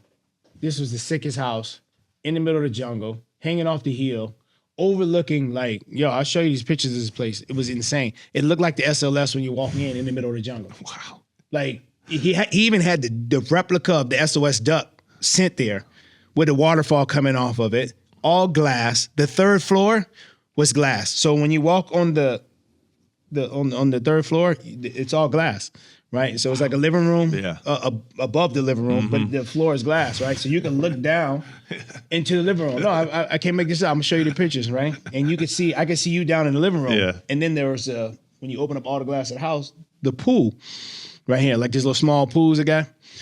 And so I walk in this thing and I'm like, bro, what the? I'm like, he's like, yeah, man, I've been down here doing this for a minute now. And I'm like, oh shit. So this was old news to him, but it was new to me. And I'm like, damn. I was like, this guy is, and then he got a Cadillac truck there in the middle. So we're driving the Cadillac truck in the middle of the jungle when people are in like these old cars and Jeeps. And we're like pulling in town in the Cadillac truck. Yeah. So he's still running his betting operation, but he's mostly, I think now this is Coke money. No, right? this is all bet this money. is all bet money still. This is bet money. Okay, so This then is bet money. how did you get into the coke? I mean, we know how he got into it. I mean, he's been dealing with, not saying, he obviously had all his drugs shit going on, but, he's got 1,000 things. He's making money off of, remember, just moving money, you make money. Yeah. I could just sit back. I mean, there's like, especially in America, right? Just moving money back and forth from East to West Coast. You got downtown LA. Remember when they had that big money laundering thing? I guess the cartels are using downtown districts to do all that. Billions of dollars coming through that thing. But there's like moving money from East to West Coast, just moving money. You get so many points on it. You know what I'm saying? So for every like 100,000 you're moving, whoever's moving the money is making like 30,000, maybe 3-4 points. Who knows, right? Right. And so he's making money every which way. He's a hustler like me. Like I got my hands in everything, And so as I'm looking at all this, I start growing up the ladder and now he gives me the keys to this. He says, listen, anytime you want to come back, I'm like, man, I'm coming back. Like, I loved it over there. It was so beautiful, so nice. It was just everything, the food, the women. He takes me, he says, listen, we're going to go to the casino tonight. All right, let's go. So I got my girl with me. So we go down to the casino and we walk in the Cocal, which is the casino. And I remember as soon as I walk in the door, my jaw dropped. It was like 100 girls across the wall. Like when you come in, I mean, beautiful. Walk in, every shape, every size. And I got my ex with me.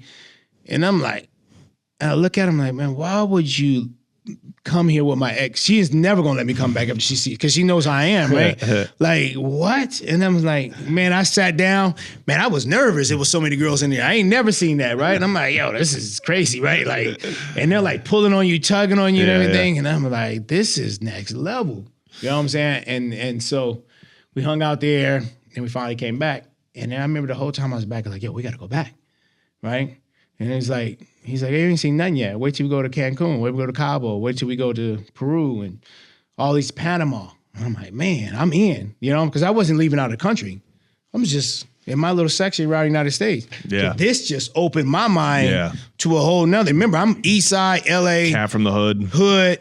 So like my brain is like, it's booming, it's popping right now. Most dudes from South Central, they don't even see the beach. They can't even grasp what I see. I was telling my homies when I came back, and they like, man, shut the up. Like, get out of here with that. Yeah. And so wow. Yeah, that was intense. And I think that was a game changer for me right there. Right. Now I'm like, I'm pushing to make real money. Because I'm like, I want this for myself, And so we came back and we start moving around and we became more closer and tighter. He's got more trust in me. So now he's just giving me the keys to everything, like, yo, because he just like having dinners, making moves, doing all the fun stuff. You know what I'm saying? And I'm like, I'm okay with it because I don't mind doing this dirty work because where I come from, dirty work is even worse than this. So this is an upgrade for me. You know what I'm saying? And I can, hang at this house, and then like what was his was mine. You know what I'm saying? So I don't need to buy it. He said, I mean, you ain't got to buy a house down there. Just use this one. Right? Save your money. You know what I'm saying? So how'd you step it up? And that's how I started growing up the ladder with him. And then as I'm doing that, I'm making money, more money, and doing things. And then I started doing my own things on the side. Right? How so? Explain. So like I started doing like parties down there, and I would charge people. I would do like these destination parties. Like, yo, let's do a party down at the house down here in Costa Rica. Bring the DJs, stuff like that. And then when I got there, I had like my little errand boy over there. His name was Ping. He's from Costa Rica. So when I needed K, like I'd run out of K because I'd bring all the shit from America here, and we'd run out because there was like a bunch of us partying here. And I'm like, I called Ping. I said, man, I need this. I show him the vial. It's K. Ketamine. I said, you got to go get it from like a veterinarian or something like that.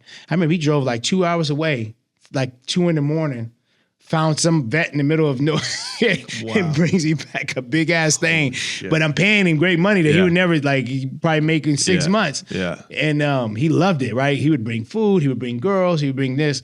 But like the people there, when I take friends on that, they would be blown away by it. Because they're like, yo. So you would charge like rich guys from the States? I would take my like people's girls and my boys who had money, and I say, listen, look, I'm gonna get you your girls, you have the best drugs, and you're gonna stay in the most next level villa. And it's like 3 different security. You can't even just come in, right, and just be here.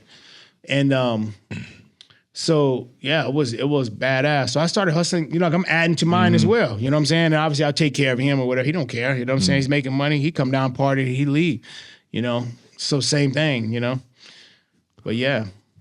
And then from there, coming back, I would use his resources when I needed things. Like he obviously had any professional level type stuff I ever needed. I don't care what it was. He knew somebody. He had a guy. And it was always like sorority, frat, you know, like people he was in his alumni. Like he had a, you know, and that's how people don't realize that going to college isn't really as much as I don't think the education, but it is the bond that you make with those guys. Connections, yeah. Because me and you and we're brothers now, and you go off to be a lawyer. He goes off to be a doctor. He goes off. These are lifelong partners that you can use in life that are important. See what I'm saying? See, mine aren't like that. I grew up in the hood. So only I can resort to them from is violence. Like, I got a guy for that. You know what I'm saying? But like, how much is that? That is not getting you any money. That's not getting you anywhere, right?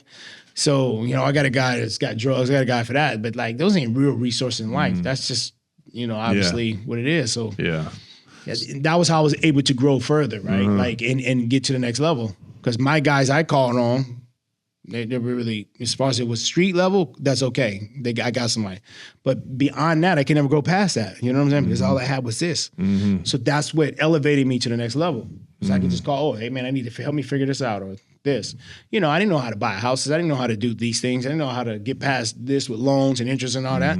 So I was learning that from him and moving forward. So when did the big coke conspiracy start to ramp up?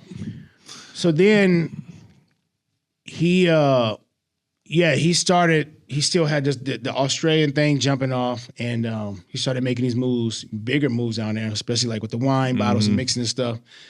And it's funny because I used to tell him, I was like, man, you really getting into some real federal. I should tell him because I'm street. Like, I know not to f with the Fed. Like, these people above the law. They don't work on this playing field that when you see on TV, like, oh yeah, you gotta have this, they can't just come in and do that. No, the feds can do what they want to do. You've even heard that when even the president said that. He said, man, they got way too much power. Yeah. You know what I'm saying? Like, you know, this goes all the way back from J. Edgar Hoover. Right. Like, this ain't no, I mean, if you study the history of this organization, you don't f with these people. You know what I'm saying? Yeah, they have unlimited money and they do whatever they want. Do whatever they want. Yeah. Do whatever they want and they get a kick out of it. They love to allow you to get and become something and come take it all down. Take all that money and use it how they want to use it. You see what I'm saying? That's why it's so important for you to become big. We need you to do that. You're basically doing the work that we can't do it because we're a professional organization. So we can't just sell dope to make this illegal money. But we want you to do it. Right? Because then now we're doing our job. We come in and arrest you, right? But nobody ever questions where that money goes and how it moves around. You know what I'm saying? Right. Okay, so we're going to get into that because this is fascinating. Were you helping O like break down the coke and helping him ship it to Australia? That was more that wasn't more my thing, but I made sure the money got to where it needed to be. See, you know, he had money coming in from wires. He had money in all these things. Obviously, I would deal with the weight coming over from the border, getting it in, hiding places, stashes. I mean, we had trucks that had, you know, stash parts that went through the frame of the body, pickup trucks where the bed was a fake bed, you lift it up.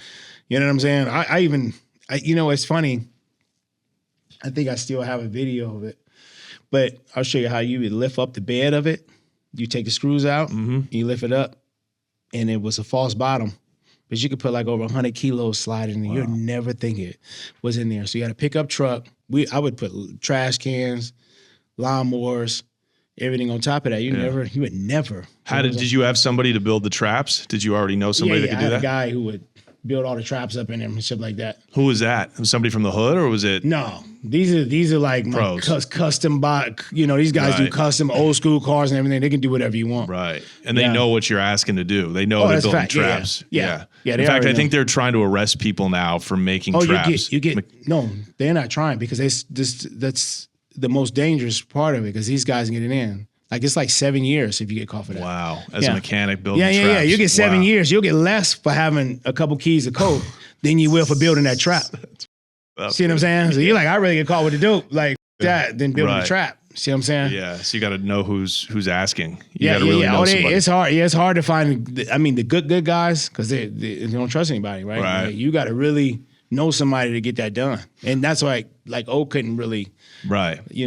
So you got Coke mainly moving in through the Tijuana, the border, yeah, the Otay Mesa, and the other one, the San Jacinto or something. Yeah. Okay, so tell us about that. Tell us about the hop. This stuff fascinates me. Yeah. So remember, I call it jumps, right? The jumps.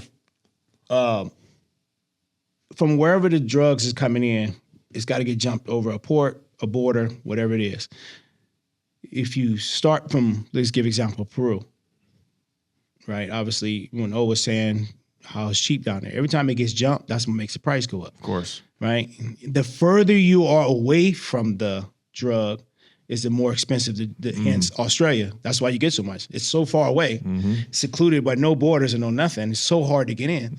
Two things that make coke prices go up, or any drug price goes up. The tougher the law and the harder it is to get it in. That's even in a joint. It's simple mathematics. Of course. Right? If it's hard to get in here on a yard, the price goes up on it. So you be on one yard, the same drug is only $100. You go on another yard, it's $1,000 because it's harder to get in. So when it would get jumped across the border, we designed it this way. I always said this: when it got jumped, I didn't go pick it up. I said they need to sit it somewhere for 2 weeks, and then I'll come get it. Because that way, see, the feds ain't gonna let it sit for that long. So if it gets jumped and it's sitting there for 2 weeks, they're gonna better come and get it. See what I'm saying? Yeah. So that would, for me, it would clear my head and conscience going to get it. Because like that, it just came over. I don't know if they're watching this shit. You know what I'm saying? Okay, wow, fascinating. So they would jump it across the border, and then you would have a spot to tell them, okay, you park the car or the truck. They'd have to have a safe house somewhere. Okay, so they brought it to a safe house. Yeah.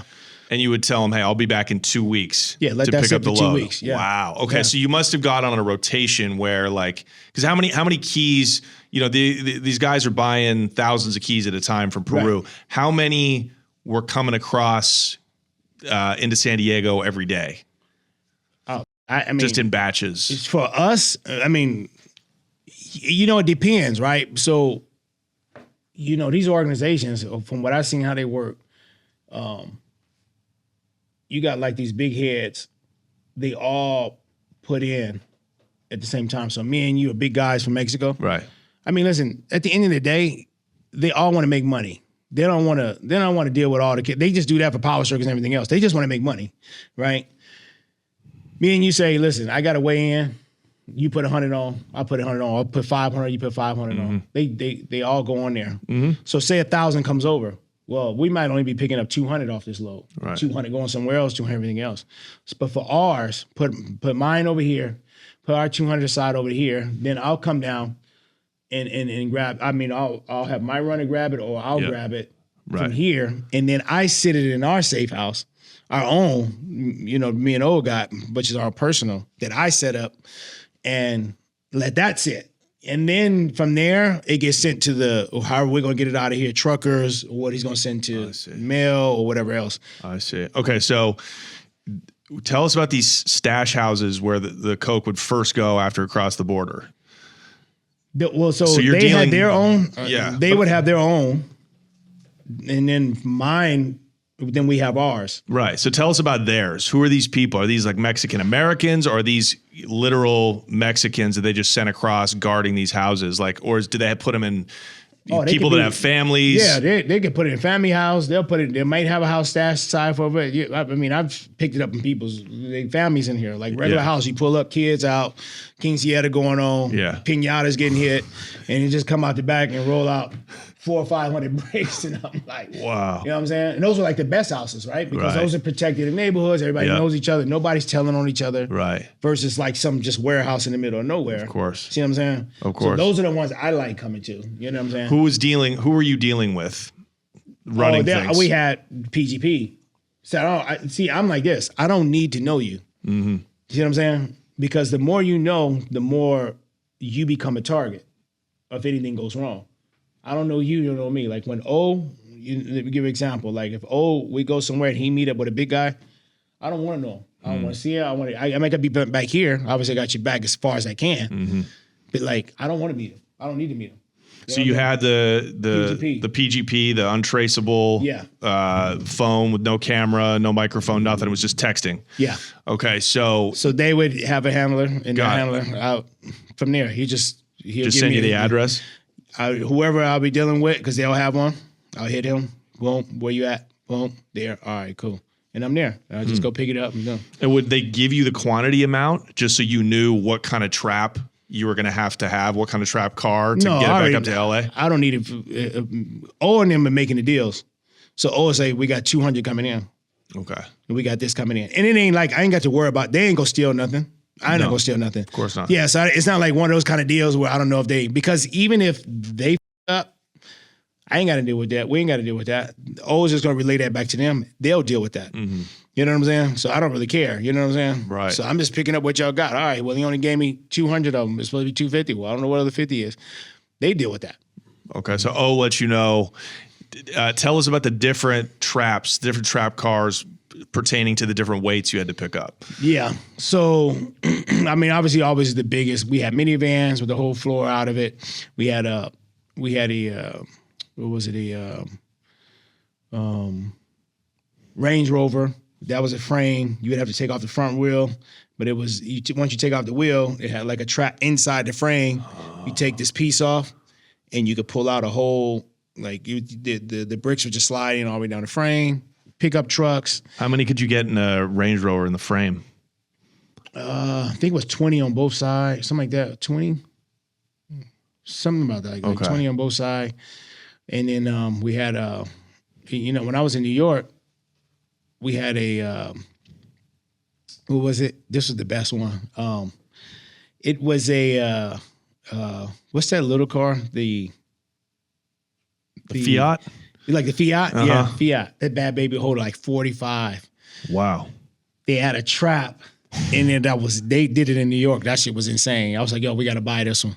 They was trapping in New York on a whole nother level because you really have to be on your shit in New York. Right. Yeah. We had a Fiat out there, and they had I can't remember what this other truck was, but it had like a whole special trap in it too. Okay, so tell us about, just for a minute, just the San Diego to LA. How often were you guys going down there? Who was your crew, your team of drivers? How did you recruit them? How did you vet them? How did you make sure that they didn't get popped and then turn around? Because I only used my boys. Besides my cousin was one of them, and I had two more guys. So I've been with them my whole life. So right, if they get popped, they ain't know we family. Yeah, they're solid. Yeah. Okay. And as far as meeting with the guys from San Diego, that could be different because that's obviously their runners. So there's no way to really vet them. Some of them spoke English, some of them didn't. You know what I'm saying? They just come, drop. Obviously we got like our certain way of knowing who that is. Yeah. How often were you running back and forth? Shit, I don't know. Every 2 weeks, maybe. You know what I'm saying? And then we get him up in here. I remember one time I was sitting in our safe spot now, and right here in like the valley where I live at, and San Fernando, and we had this fake Charlie, our buddy, the manager who actually passed away. He built this fake, because we had all these like fake cabinet doors and stuff. Actually, stuff he used to sell and do with his projects, but it was like a warehouse for that. And that's what it looked like. So we had this mock setup of a kitchen, right? But it was really a false wall. So like if we had when you look in here right now, like if you look at say you go to a furniture store and it has this mock living room setup. So it's this whole kitchen with a refrigerator, washer and dryer and everything. And basically one of the shelves and the refrigerator came out, and it was a wall. You put it like this, you hit the button, and it would come, and then we had two big safes behind it.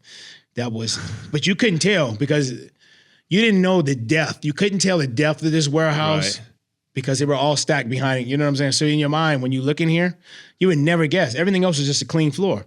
So you just had the wall with that. You had doors stacked up in here.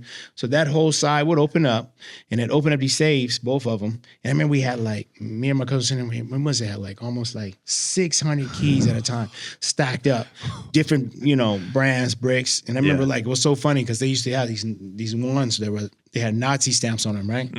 And they was fire. Like everybody was asking. I remember all the black guys were in like New York. Like, man, where's them Nazis at? like when I was jumping into the dudes out there, they like, yo, you got them Nazis? Like them was epic. You know what I'm saying? What were some of the different stamps besides this swastika? Nikes, Adidas, El Hinche, Mexico, like made in Mexico stamp. Those are like on the Heron bricks. And I remember a brick that was gray. I'm not familiar with bricks or Heron. That never been my thing. I kind of never didn't want it, but it was so much money to make off of it, and it was in the order, so I still had to move them. But like this shit was gray. And when you open up Heron, like you got to be careful that you're not even smelling it. Yeah. You know what I'm saying? Like people don't realize that. Like this is just dangerous to even lay around. Yeah. You know what I'm saying? So like, remember I had to check them and open up this gray brick because they usually coming in brown or certain little colors like this off-white. Yeah. And I never seen that before. And this is pre-fentanyl. Yeah, it's pre-fentanyl. Pre-fentanyl. So this is and is this coming from Mexico or is this South American heroin? No, this is, well, I mean, I'm not too familiar with how that, but it was Mexico. So it was mostly gray. Gray, solid gray. Wow. I'd never seen that before. I was like, damn, this shit's gray. I'm like, you sure this is? And he was like, yeah. And then I remember the tester came back from the dude. He's like, yo, that shit is fire. So what was one of those selling for on the East Coast? What they going for back then? Something like 50,000 or something like 45, 50,000. Crazy. Yeah, because the bricks were like 36 to 38,000. Somewhere around there, depending on how good it was. I think I'm gonna say 36,000, and the Heron was like 45, 48,000, something like that. Yeah. Damn, that you guys are federal. Yeah. 600 bricks in this warehouse, and you would let them sit, and these are all stamped, going to different crews. Yeah. On the East Coast mostly. Right. And you would let those sit when they first came in. You wouldn't touch them. 2 weeks. Then we grab them. Then we put it in our spot. They'll sit for about a week, and then wherever we want to send it. And we'd have to drop it off at trucks, stops, and whatever, because obviously it's getting shipped to the East Coast or whatever. And then the chocolate factory as well. Right. The chocolate factory. Were you also responsible for testing them? Like you said, opened them up. You opened them up. Yeah, I had to bring my guy in to test, but I couldn't. Here's the thing. It was weird because only me and my cousin knew about the where a safe spot. I already knew nothing. You can't just, this game is such a high level of you got to be sharp.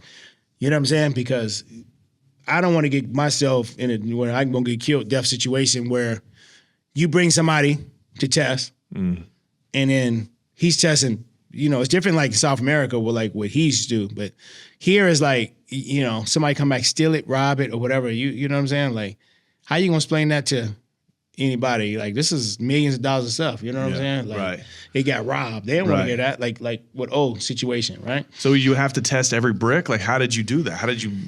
Well, so mine was, I used to go same thing. I would go to Costa Rica and then have it tested there. So when it came over, we knew what it was. So you knew what it was. Yeah. Got it. Yeah, because I wasn't going to start doing that in America because then it would bring too much. So I would fly my tester guy and come in there, and then I would meet the guys down in Costa Rica in the jungle. We get them all tested before they come across. Wow. So you get tested hundreds of bricks. Same thing, 100,000, whatever. We just sit down there, and I just have my guy cook them up, and he would same thing go on. And see in New York, what they do is same thing. We call them retreads. What they'll do is they'll retread them. So they'll take and break it all the way down, and then step on it. Then they got the same press machine, press it back together like a brick, like how they do it there. But it'd all be, But like I said, I tested here, safer, easier. I don't have to stress. I ain't worried about the feds kicking in the door because they ain't here. Yeah. I'm in the middle of the jungle. The only thing I got to worry about is getting killed. But it's not about that because I don't transfer money down here. Right. See what I'm saying? All I'm doing is testing. So there's no reason to kill me for anything. And everybody's paid off. And everybody's paid off. So it's different. Yeah. This isn't, in America is when the death comes in, right? Or you dealing with something like that, right? When you're testing these kilos in Costa Rica, how are they arriving from Colombia or from Peru? Same thing. They was coming through ports or however they got them across the borders. Okay. Paid off, and then they drive them, meet you in wherever location. Okay. We come down there, pick the ones we want, and say, okay, this one's good, this one's bad, this one's this that. Wow. I get all these ones. These all came back a certain way. Right. You know what I'm saying? Because even when they came in, they came from different manufacturers. This is not like it could come from the same factory or whoever made them and brought them here, or it could be from. Like you said, we from where we're from, you had somebody put 100 on, I put 100 on, but yours could have came from whoever made yours. Right. So when we get here, I'd pick the ones I want because it'd be different wrappers and different, yours might have blue cellophane, this might be red. So obviously I'd peel it, I'm like, oh, these look good. Put these aside. Right. My guy would start testing them, cooking them. Okay, that one's good, that one's good, that one's good. And I just start stacking the ones we want. And these are all owned by whoever Owen is working for in Mexico. These are all kilos you're working on his behalf. Right.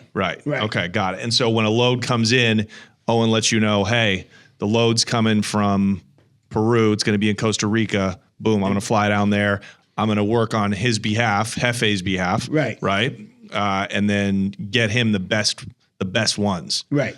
Makes sense. So I shoot down there and do all that because he went down a few times, but then that, again, if he got somebody else to do it, why would he could be flying around the country and having wine and with the hottest chick and doing whatever. Right. Okay. So you trace the cocaine now. You've got it from Costa Rica all the way up to your stash house in the valley, and the routes, the different customers. Did you start developing your own connects, your own buyers on the East Coast, or were those still all? No, those are all mine on the East Coast. Right. Okay. So you literally opened up new markets for the Sinaloa cartel. Basically. Wow. Yeah. Wow. Okay. So how did that evolve from going just from delivering wherever these guys wanted you to deliver to actually like making your own customers? So I'm getting it for cheap because these guys is buying in bulk. So I'm like, I ran into one of my boys. We're partnered in Vegas, same thing. So my East Coast boys, my Italian partners and all that. You got your different organization, New York crew. So one of my boys from out there, he's real big. He's like, yo, he said, man, can you get me some of that shit on the East Coast, man? He said, I'm having problems finding good shit, right? And he like, every time we party in Vegas, you always have the fire, right? I was like, yeah, let me see what I can do. And it started off with that. So then it was funny. I got it all set up to get it there. Boom. We landed the first load, truck company. So I had to fly out there. It originally was supposed to land to my boy. He was going to grab it, and that was it. Well, when I got there with it, I started hitting my boy up. He didn't answer. So I got stuck out there for like 20 pieces. Bullshitting me. Let me do all this to come way out here and got it here. But now I can't go back to O, and he go back to whoever he's dealing with. So then I called one of my guys from New York. I'm like, no, listen, I got 20 pieces out here, right? And he says, all right, let me set something up. I got you. Because he was from New York, but he lived in LA. So then he gives me a contact with his boys. Boom. He was, what was he? He was, what was his name? But he came, pulls up. And then the good thing about it is my guy, he had this sprinter business. Before anybody was doing the sprinters, he was one of the first on the East Coast. So he had these hot sprinters all decked out inside. That's a big thing now. I was on the leading edge of when people were starting these things. He had all the cars he wanted. He was just buying them and renting them out, right? So he had a driver. My driver pulls up on me, right? And so, and it's my guy. Me and him are still good friends today. Me and the guy who we were dealing with, I don't with him anymore, but his driver, which was my man right now to this day. He picks me up. He says, I'm going to take you over to meet this guy. I went over there. He's a Dominican kid. He says, listen, what you got? I said, I got this. So I pull out a brick. He looks at it. He says, give it to me. Let me see what it do. All right. He leaves. He comes back. He said, man, listen, give me everything you got. And that's how it started. And within like 3 days, I had moved 20 pieces. Wow. So then I'm back at the room trying to count all this money up. We're talking about 37,000 per brick times 37, which is like 2,460. What is that? What 2,460? Like I know I was in there counting this money. It's about 700 G's or something. Yeah, close to a meal or something like that. Now here comes the next part of it. I'm back at the room with all this shit in the room, trying to count all this stuff because it doesn't just come nicely neat. No. This comes in trap money, 10s, 20s, 1s, 100s, all these things, right? So I got to get it all ready to get back. And, you know, and it's funny because I hear a lot of guys, I'm like, oh man, I was doing all this. I said, well, how was you getting your money back and forth, right? And it's, you just do this and do that. Really? You could just trust somebody with $1 million. It's actually, to me, I think it's more harder to move the money. Of course it is. Than the drugs. Yeah. Because it's money. Yeah. All the dirty work has been done. That's right. Somebody can grab this and disappear and use this immediately. Nope, you can't. You got to turn that into money. Right. You know, and it's so much more of a harder thing. Money's the end of the line, yeah. Money's in the line, right? So you can't just give a person $1 million and say, get this back to he disappeared. What happened to him? He's in another country now living good. Yeah. So I remember counting it, and this is when this problem came in. Like, this takes for days. Like, to count all his money, get it all ready, shipped, get it here. But I did it so quick that O was like, damn, okay, you got my attention now. What's up, right? What else you need, right? So I said, well, I'm coming home first, right? So I came home, sat back, and I'm like, damn, that was quick, 3 days, right? And I remember telling my wife now, back then, I was like, man, look how much money I made in 1 week. This blew away whatever I was doing in the streets and the clubs and everything. Right. So I kind of gave that operation I handed it down to just give me a percentage of whatever you guys make there. Okay, so you're not even with Ecstasy anymore. I mean, here and there, but now it's like. So you just made 350 G's. Yeah, in like 3 days. And you didn't have to put down any of your own money. Think about that. Nothing. You're getting it from the cartel, right. And Owen is dealing with all of the logistics. All you're doing is being the point man, making sure it all gets to where it's supposed to be. Beautiful, beautiful. It was like a beautiful marriage. Like, you can't beat that. And now, because I'm not from New York, I can be who I want to be here now. See what I'm saying? Mm-hmm. So when I was there, I felt like the king of New York. You know, remember the movie King of New York? I'm like, man, I got sprinters taking me everywhere. Yeah. And I started learning the town, right? Right. Because in a lot of hot spots, and I'm pulling up. I remember pulling up to one of the strip clubs out there, and then one of O's good friends is Luke Perriott, used to play for the Giants. Big, tall, fun guy to hang out with. And he's wherever he goes in New York, he's the man. So he would come hang out with me. And we go to strip clubs, they roll out the red carpet and all that. So I would show up with all these people, right? Like, and they're like, damn, this kid is somebody. And you know, one thing about New York is still old school. They're like, it's like a mob town still. You know what I'm saying? They still, you could take, man, I would go into like Louis Vuitton and all that because I had to get rid of the 5s and the 10s because right. You know, $20,000 of 5s and 10s, like, you know, it's hard to move that, ship that around. Right. So that was like, I used to use that as my spending money for clubs, strip clubs, like dinners and everything else. So how were you getting the 20s, 50s, and 100s? How are you getting that money back? Well, we had routes coming back with truckers, depending on how big it was, and we also had routes in the mail that we would use. You know what I'm saying? Okay, tell us about the mail first. And the shipping company. Right. Yeah, the shipping company, the chocolate factory. Yep. So they would ship it back with their trucks or however they did mail as well. So now it's hard to trust people, as we said, with all that money. So would these truckers know what they were taking back? Not really. Their job is to grab something and go. That's it. Okay. So they get paid for whatever that some probably did, you know, for the most part. But that was their routes. They deal with all that. All I did was box it, however they want it, and then hand it to whoever they deal with that. You know what I'm saying? But your own money, your profit stayed in New York? No, well, I'd have to pay points on mine. So O had, especially in the gambling network, that's what made him so valuable, right? Because then what he would do is he'd have bookies on the East Coast, right, that I can give the money to, who actually had clients on the West Coast. So you would just transfer the money like that. Wow. See what I'm saying? Yeah. So if I'm from New York and the guy in LA owes me XYZ, well, keep that money there and just give that to O. Then I would pay my points on it and pick it up there. See what I'm saying? Right. What kind of points were you paying on, say, 100 G's? 3, something like that, 3 points. Just maybe 3 grand? 3 points. 3 points. No, like you probably like 20,000. Okay, so 3 points means like 30%. Yeah. Okay, got it. Yeah, it's expensive. Yeah, it's expensive. You know, so I would take my time, and I had different ways of doing it. Like I would get cut out magazine books, and I'd put like 10, 20,000 in there, close it, tape it, stick it in the overnight dock. So I would take my time and do it like that as much as I could. Yeah. Some in boxes. I would put them in bears and all that. It just takes a lot of time, but the more your money starts coming, then it becomes kind of obsolete. Right. But even then, I'm still being cheap. Right. So if I'm going to send 100 grand, so if I got 200, I'm at least get 60 out my way. Right. And just only had to pay for 100, 120. Yeah. You know what I'm saying? Until I didn't have more time, and I go, okay, just put that on there. You know what I'm saying? Because I got to get back now. So that's how I was always, you know, however I could. I would fly girls in.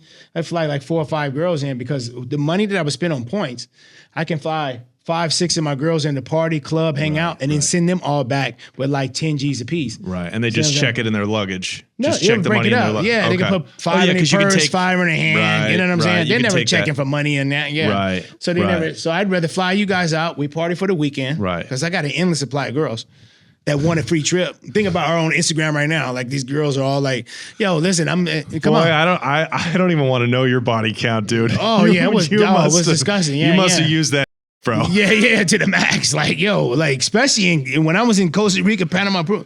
No, it was disgusting. I couldn't even. It got to the point where it didn't even work anymore. I was like, yo, like this thing is enough. Like, right, you've literally been drained. Your spirit is gone. Yeah. It was. Yeah, that's a horrible feeling. Yeah. I've had a girl. She goes, "No leche, papi, no leche," and I'm like, please stop. Yeah.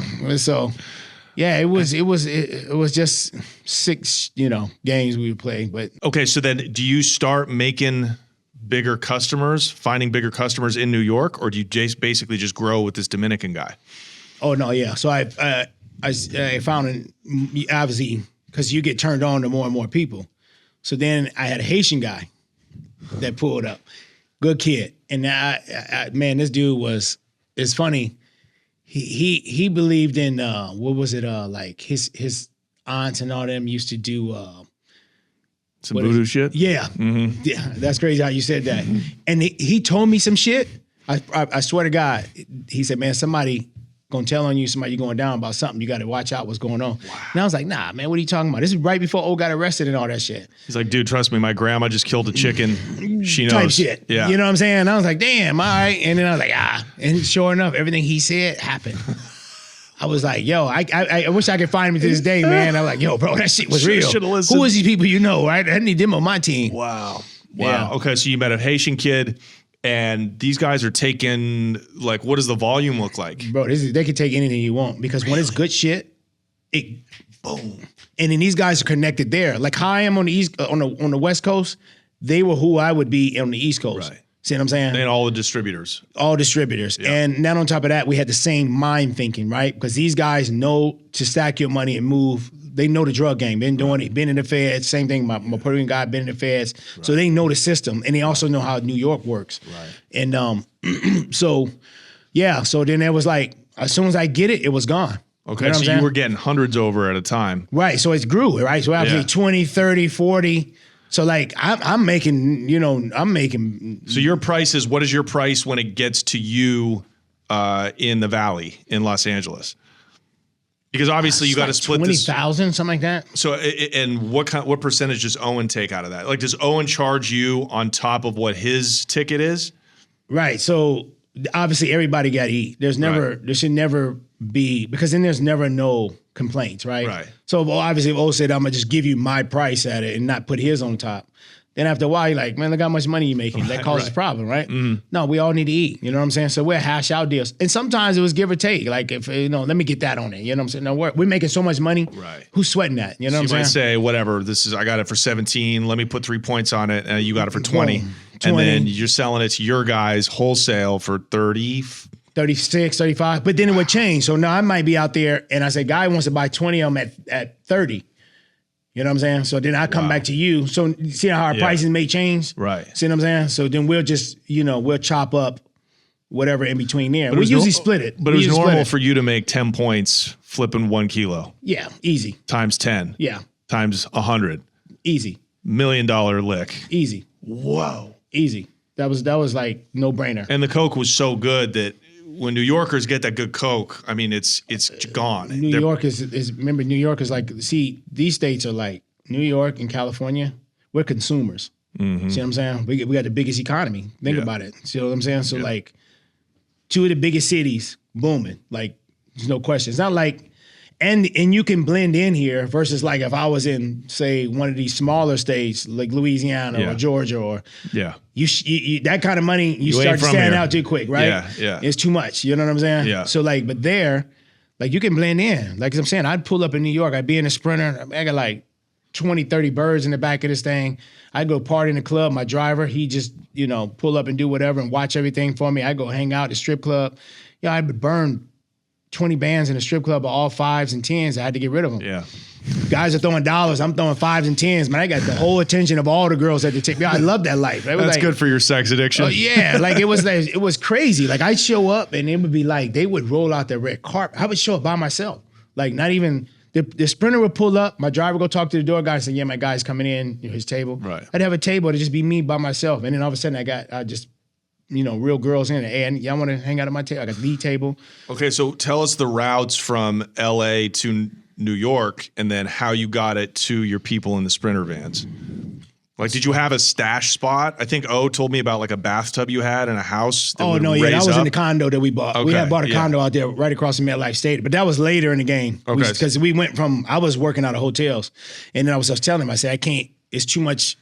Like, I'm in the hotel with like $1 million+ counting, hearing people walk down. I was getting paranoid because I'm getting high too, chilling, like counting this money up. I even bought. Didn't you say, you told me you'd be butt naked? Oh man, I'd be butt naked counting money.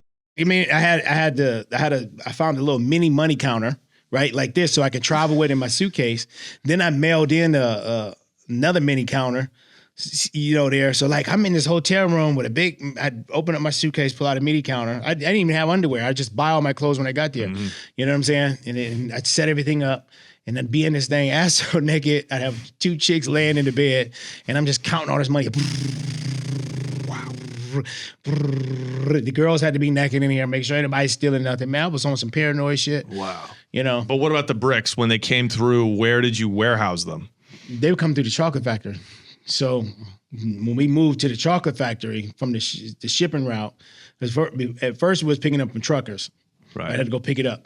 Then once we got the chocolate factory had their own operation out there.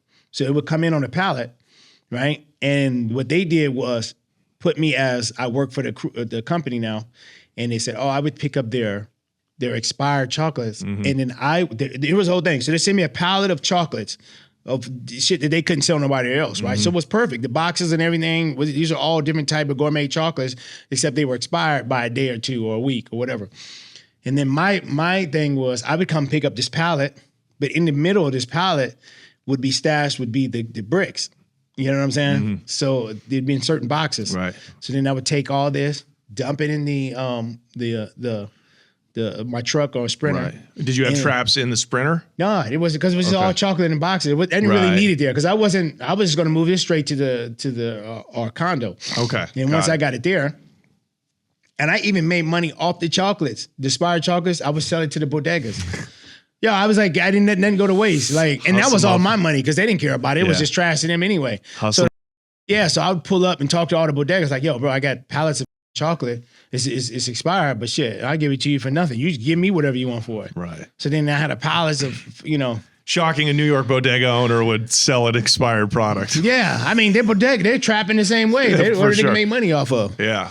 So you get the bricks to the condo, and that's where you safe keep them. Okay. And then but they didn't stay with me long. As soon as I got them, they were already paid for basically before they even got there. Right. See what I'm saying? They're sold. 20 going this way, 5 going that way, 10 going that way. And then I would give it to these guys, and they would pay it all the way up front, or someone would owe me. Mm-hmm. See what I'm saying? But they were good for it because I already knew who they peoples were, right?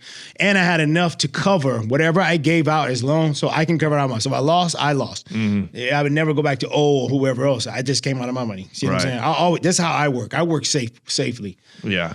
Did you have couriers that would bring it to your customers from the condo? Like, did you have drivers like you do? No, nobody ever come. I'm street. Okay, so you're touching it. See, this is the danger: is that even though this is a sweet situation, your possession is 9/10 the law, and it's in your possession. But here's the thing: I only know where this is at, so there's no question that if me and you know, then that's too many people. Mm-hmm. See what I'm saying? So I know I'm the only person who knows it's here. I'm the only person who knows where it's going after this. So I'm okay with that. because there's no, like I said, if we got a stash house and it's 10 of us that come in and out of here, well, we don't know where this heat can come from. If it comes up missing, if the police come in here and anything, that can come from anybody. It's too many people. I only know, so I'm okay with that. But you didn't have drivers dropping it off to your guys? I had, because that's what scares me is like, oh, the feds are waiting. This guy got jammed up. So you know what I mean? I only deal with. That's great that you say that. I only deal with those guys, which they're like me. See what I'm saying? All they do is give it to. They're the ones give it to the carriers. See what I'm saying? So as long as I was in contact with them and it didn't happen to them, I knew they was good. So if anybody got pinched, I would hear about it. Right. See what I'm saying? Because they don't move it. They just give it to their workers and then they move it out of them. And if you're a street cat, if you've been in the game long enough, you're only dealing with like 3 or 4 solid That's dudes. it. If somebody gets pinched, you're going to know it. There you go. Even if, unless you're stupid, like you're not going to be able to get a hold of them for a while. Routine gets thrown off. There it is. Something is different. See what I'm saying? So if I'm only dealing with only a handful of people, because that's all I needed. Once I locked in those good, it was scary meeting those, but then once I built that bond with them and knew who they were and how they worked, I was like, okay, all I need is you then. I don't need anybody else. Like my guys, a couple of them was like, yo, I got somebody else. I don't want to deal with them. You could deal with them. Yeah. I met who I need to meet. Y'all moving enough for me where I don't, until I grow out of that, obviously if I had a surplus sitting, I got to get some more people to move this. That'd be different. But I haven't grew past y'all yet. Damn, so you'd have like 100 kilos of heroin sometimes? So it says shipment to come so in. So crazy, dude. Yeah, no, so it'd be like 40 of heroin, 60 of coke. Always more coke than heroin. Yeah. You know what I'm saying? Of course. It's a bigger market, but 40 kilos of heroin is far more valuable than 60 kilos of cocaine. Yeah, definitely. Whoa. But that's a whole nother ball game. Did that make you sweat? Yeah, because the heroin brought a different type of element to it because the feds are on heroin. Coke, again, it's everywhere and everything, but heroin, they're on. And the problem is because there's only heroin, a few people that are picking up 40 bricks of smack. Well, and not even that. It's a small circle. Here's the thing with heroin. Heroin is like, those go to people who are so, people that are on heroin, they'll do anything. They don't care about telling. They don't care about anything. Like, at least with cocaine, there's some people like it's a little harder to get them to tell or do whatever else. But heroin, they'll tell anybody. So it's easy for them to crawl up the ladder with people on heroin. See what I'm saying? Versus it is with coke. But who's picking up 40 kilos of heroin? Like who would? Oh no, there's the big guys. But the big guys usually. Who are they? The black guys or they Spanish guys? Both of them, yeah. Everybody, because it's a market for it in New York. See what I'm saying? Yeah. But not like coke, but it's still there. You know what I'm saying? And usually heroin. Nobody really buys brick. The big guys, what they do is one guy buys so much of it and then he sits so much in whatever community and then they break it down to the max. Right, because that's how you stretch the profit. Right. Because that's how you sell heroin. See what I'm saying? See, people can buy, like the average, if we partying, we could buy a couple of ounces of coke and then party, right, and blow that in one night. But you're not going to blow 2 ounces of heroin party. See what I'm saying? Somebody be dead. Like, you only need so much of heroin to go in there. See, it's totally different. So there's no mid-level heroin dealers, more or less. It's the big guy and then he just puts it in chopping it down. Right. And they got houses where that's all they do. They just sell it like that. Yeah. And then did you had some weed going too? Weed, I had the packs. I had all the bomb because I grew then too. I was a farmer. So I have 2 warehouses. One was a 60 lighter, one was a 50 lighter in San Fernando. Oh, 50 lights, yeah. Yeah, 50 lighter. And then also I had a house as well. So that's what I did mainly while I was on the party scene, behind the scenes, and then working with I've been farming since 99, 2000. When I started going to school and doing all that, I learned the weed game quick. Well, I'm saying when I was getting 6,000, 6,500 for Master Kush back in the day. Wow. You know what I'm saying? So how many pounds were you getting out of those warehouses, those grows? You get about 2 to 3 pounds per light. So it's pretty good. Yeah. But it wasn't at one time, right? So obviously I had 4 rooms set up. So one room goes off, then the next 2-3 weeks, the next room goes off, so every 2-3 weeks. So depending on how many lights I had set up in here, which was probably roughly, 60 lights, 2, 4, 6. So it's at least like 20 lights per room. So I would get about, so it's about 40 pounds. 40 pounds, So about 40 pounds every 2 weeks I would wholesale that to shops, people who wanted it, you know. But what about the East Coast? There's a huge market for that during this time. Yeah, Would you get it off to those guys? I didn't do much green there because I was getting pretty much the same price in Cali. So trying to move it and worried about losing it and shipment or anything else. Because weed is a little bit different than moves bigger and it has a smell. You know what I'm saying? Versus like how Coke and everything you move around at. But Coke has a smell. Yeah, but not like weed. Like you got some bomb weed. Like, I mean, obviously you selling everything, but like it's still a lot harder to move around than it is, you know. Plus, it's not worth it when it's such high stakes moving bricks of heroin and Coke. It's not really worth, you know, for $60,000 worth of weed. Right. You know? Right. Yeah. Okay. So now you're like a millionaire. Right. Are you happy? Oh, I'm living, and I'm low key. This is making me super happy. Yeah, and I'm living low key. I'm moving from. Listen, every month I'm in a different country. Because remember, I'm going to Peru, right? I'm going to Panama. I'm going to Cancun, partying, taking girls. And see, had been doing that circuit for so long that it wasn't like he wasn't excited about it. Like I remember when I first time went to Peru, it was on my birthday, when that whole macho sports thing went down. We went down there to take the lawyers down there. He said, "You want to come down?" He had went. And it was funny because we usually go everywhere. And when he went, I was kind of like sad. I was like, oh, he went to Peru without me. Mm-hmm. So then he hits me up and he goes, "Listen, check this out. You want to come down here?" He said, "Come down for your birthday." And I was like, all right, yeah, let's go. So then I get my tickets and everything and I come down, right? And it's funny because I always call it, "Can I use the company credit card?" Because, you know, I'm cheap, man. Like he'll be like, I always said, "We're using the company credit card," like, which is his. And he goes, yeah, it's your birthday.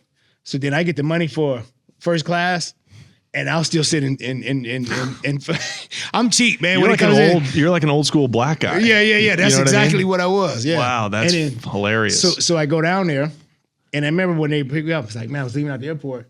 It was like a tear came out of my eye, man, because I was like, I'm coming from the hood. Yeah. And my mom passed away, so I was like, damn, she would be like proud of me that the fact that like I'm traveling the world and doing all these things, right? So did that blow your mind? I mean, you coming from these cowboy bank robberies, jewelry store heists, just being in the jungle, which was South Central. Right. And then here I am in Peru. You can't believe it. Can't believe it. I used to FaceTime my boys, like, because they would have cell phones in jail and all that. Yeah. And like in the hood. And I'd be laying in the bed. And I remember like, I call it busting your eye. Like I bust the eye. So like, I'll FaceTime. Show me. Yeah, no, like this, right? And this is what I do. So I was like, "What's up?" It's like, you know, from the back, it's just like I'm in a regular bed. They don't know I'm out of the country because we're FaceTiming, right? So then I'll just pull the cover up like this, and I'll turn the camera like this. I have two banging hot naked ladies sleep. I'm laying in here butt naked, and I'm like, "Yo, what's up?" You know what I'm saying? Like these guys been in jail 20 years. Wow. And they know me from being in the hood, gangbang, you know, braids, and here I am. They're living vicariously through me. So I love this image, right? So like blowing them away, right? I'm like, bro, like. Man, they're like, "Man, you doing it, man. Like, that shit crazy." I'm like, "Bro, like, this is amazing." Now, you were still, even though you had your routes in New York and your customers, you were still going down and checking the work when it got to Peru, when it got to Panama? Yeah. Okay, tell us about Panama. Well, Panama was like one of the routes when we came down here. So he had a friend who had condos down there that would stop through there. So, and I didn't do much down there. But I would go down I've been down a couple of times hanging there. But was that a place where they would move work through though? Yeah, so we'd come through there and then hit Costa Rica because they're all so like our place in Costa Rica was in Punta Leona, which is so right outside of there, 2 hours away is the Panama border. Mm-hmm. So you would, you know, it's only a couple hours away. But Peru was even more crazier though than that. That Peru was like, that was insane down there checking work like with O and all that. Right. I remember my first time down there, we're walking across the street and we're going somewhere. We were in, was it Miraflores? Miraflores, yeah. Yeah, the nice neighborhood in Lima. He had bought this condo in this new building where the elevator opened up to our condo. Wow. 360-degree glass, brand new. You know what I'm saying? Like, and as soon as we were the penthouse, so the elevator would open up. And I remember I was like, damn, this is crazy. We adding this to the list? Like, this is ours now? He's like, yeah, I just copped this, right? Like, and we'll walk across the street down there, and I remember pulled out a bag of Coke out of his thing with a straw in it, and we're walking across the street like at this intersection, and he's like doing coke down. He said, "Man," I said, "Man, what the you gonna do coke right here?" He's like, "Man, this shit's everywhere. They don't give a about that shit, right?" Like he's like doing coke off his shit as we're walking across the street. Like imagine going to an intersection, you're just doing coke off your shit. Like I'm like, bro, like this is insane, right? Like and they don't have police down there. Like they just have securities. It's like their police, like that. Do you know that security group? Yeah. I'm like this was the police in the neighborhoods. Like they're the guys riding around. I'm like, wait, what? Yeah. So it's either military or them or the security guards. Oh, they're security guards, and I was like. Like, but you'd be up in the jungle checking the work? Yeah, we had like, well, not in the jungle, but like there was like city, some stuff came in there, but I didn't do most of my work down there. O did, he was out there, but yeah, that was just crazy. I was like, were you ever in Colombia? No, I didn't go to Colombia. Okay, so it seems like these guys, the Chapos, their main plugs were Peru. I mean, look, I'm sure these guys are having shipments sent from Colombia, Peru, wherever, everywhere. Because Ecuador. Well, you gotta remember. But you guys basically just dealt with these one or two plugs of theirs that happen to be out of Peru. You know what I mean? Yeah, both. Mexico too, though. You know what I'm saying? Because you remember even El Chapo. Remember he started doing his own farming and growing in Mexico, in the mountains. You know what I'm saying? Of coca leaf? Yeah, something like that. I remember looking at when he said that he started doing something down there like that. I mean, I'm not. Would you go into Mexico? No, would you go there to check work in Mexico? No, not in Mexico. Okay. You know what I'm saying? I only check the routes from here. Yeah. You know what I'm saying? I don't around. See, Mexico's a whole nother ballgame. Well, yeah, that's what I mean though. Like, these guys have a guy like Ivan Archivaldo, Chapo's son, who I think was Owen's plug, was Jefe. Right. He won't tell me to this day, but it's got to be him because he's the only one left. Everybody else is flipped. They're in jail, dead. So he probably has 5 of your organizations. Right. And one of the organizations gets work, deals with the guerrillas in Colombia that are sending the product out. And then some guys in Ecuador that are sending product out. And so it kind of seems like that was how he had you guys moving. Right. He doesn't want you guys meeting all the plugs. Right. Just like the Peruvian plug. Right. You know? Just, I don't know. It's a guess, but it's an educated guess based off what I've heard, you know? Yeah. I mean, these guys are big, but I'm saying is like, we're a small fraction of how fast this organization is. I mean, you talking about El Chapo and all them. Like these guys are like around the world because it's not even just here. Right. They're hitting everybody everywhere. Were you still coordinating the jumps in Tijuana into San Diego? Were you still coordinating the bricks and have your drivers moving the work up from San Diego to LA? And what do you mean as far as? Still coordinating the movement of always. Yeah. I was in charge of once that had got into me, I basically took over from there. Right. You know what I'm saying? Yeah. So he kind of had his own thing, but yeah, I took over from there. Was there ever a big bust? Was there ever a problem getting product over the border? Yeah, there was a couple situations where some shit got locked in over in Mexico side, obviously. But then that kind of didn't have nothing to do with us. That's on them. Because I mean, it got popped in Mexico. Right. Because we paid for it to get here. So if it don't make it, then that has nothing to do with us. You know. Okay, so there were times where but you guys didn't pay up front. Yeah. But were there any shortages? Like you're like, wow, there's no work coming through for a couple of weeks. Yeah. I mean, yeah, there's obvious that you have to wait. But I mean, never no shortages. It's either just when it gets here or whatnot. Because you can even see. So if you're getting it for, say, you buying the work from them as soon as it gets jumped at 10, 15. Mm-hmm. Well, you want to get it cheaper than that, then you got to buy on this side of the border. You figure out how to get there. Yeah. See what I'm saying? So if you want to save money, you want to figure it out, but it's better. Well, we realize that it's better to pay for it while it's over here, because if you pay for it over there, you're going to take some losses. Even though you get it cheaper, you're going to take more losses versus I'd rather just pay for what is on this end. Of course. See what I'm saying? Of course. So. Okay, so there was never a point where you're like, oh, my customers in New York need 100 bricks, but only 20 got through. I mean. And then would you jack your price up? Like, because you're literally in control of the market now. To your customers. Not really. Because remember, they're in New York. I'm a small percentage of shit that's coming in there. You know what I'm saying? There's shit coming in through all kind of ways over there, ports. And guys even bigger than us. You know what I'm saying? Right. So that weird. But I can't jack my price and change it. I can only go with whatever the market is in the streets. You know what I'm saying? Right. But was there ever a time where you had to go lower because you guys came to you and said, hey, they're coming, I got other plugs that are offering me dope for 25. Oh yeah. So you would have to go lower than their ticket. You'd have to beat their ticket. Yeah. You always got to be with the market. You know what I'm saying? Wow. So it changes. But there was never a time that you were just like, hey man, I'm out of coke. Yeah, I mean, not really. You know what I'm saying? So the success rate was high. Yeah. It sounds like. Yeah. It never was that. You know what I'm saying? Because like I said, even if you're not in business, somebody else is. So you just gotta stay competitive and stay on top of your shit. That's all. Well, I'm talking about the transport, like getting it across the border. That's what fascinates me the most because now you're beating all of the technology and the money and the resources of the American government. Right. That's what's wild to me. Yeah. Is like it's just they're 24/7. They're sending mules driving it through, you know? Yeah. And there's no checkpoints either, like how there are in Texas. Right. You cross into Texas, a mile in, or Arizona, you got to go through like another border. Yeah. It's more, listen, I've been through Texas. I had to drive through here to go up to Chicago, Pennsylvania and all that before. So yeah, Texas is the beast. But there's nothing in Cali. You make it through? No, just make it through and that's it. You're in San you can Diego. go all the way up to whoever. Yeah. Right. Yeah, you just got to get it over. Once you get it past there, you good. Yeah. Yeah. So how were your money, your profit on the East Coast? You're moving your money back to LA.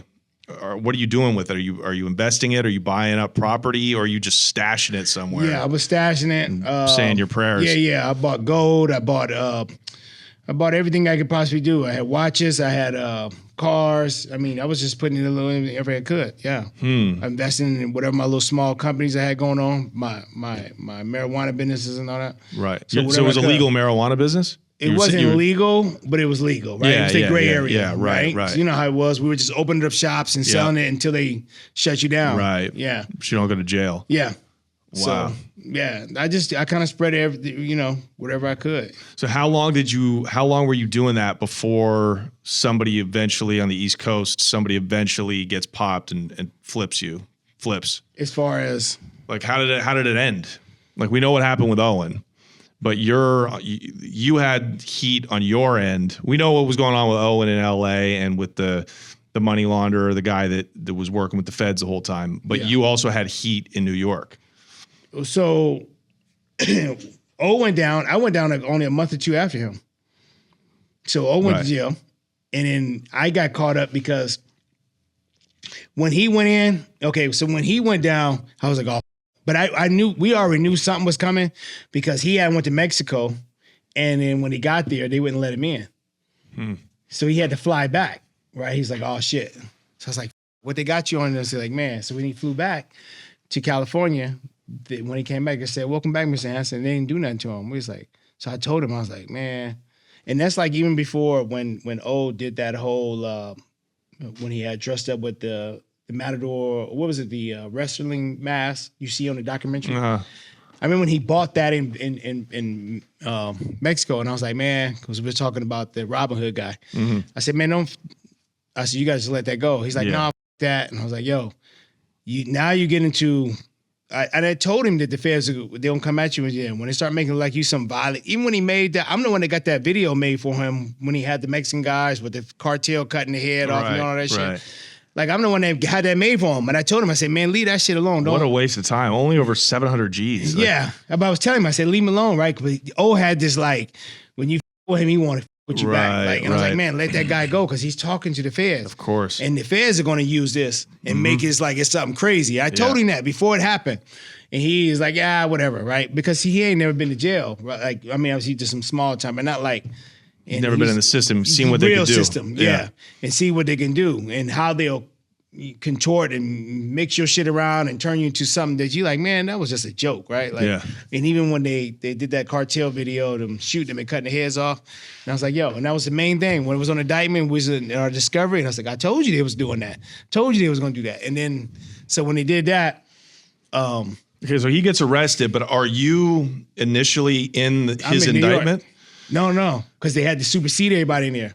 So he went to jail.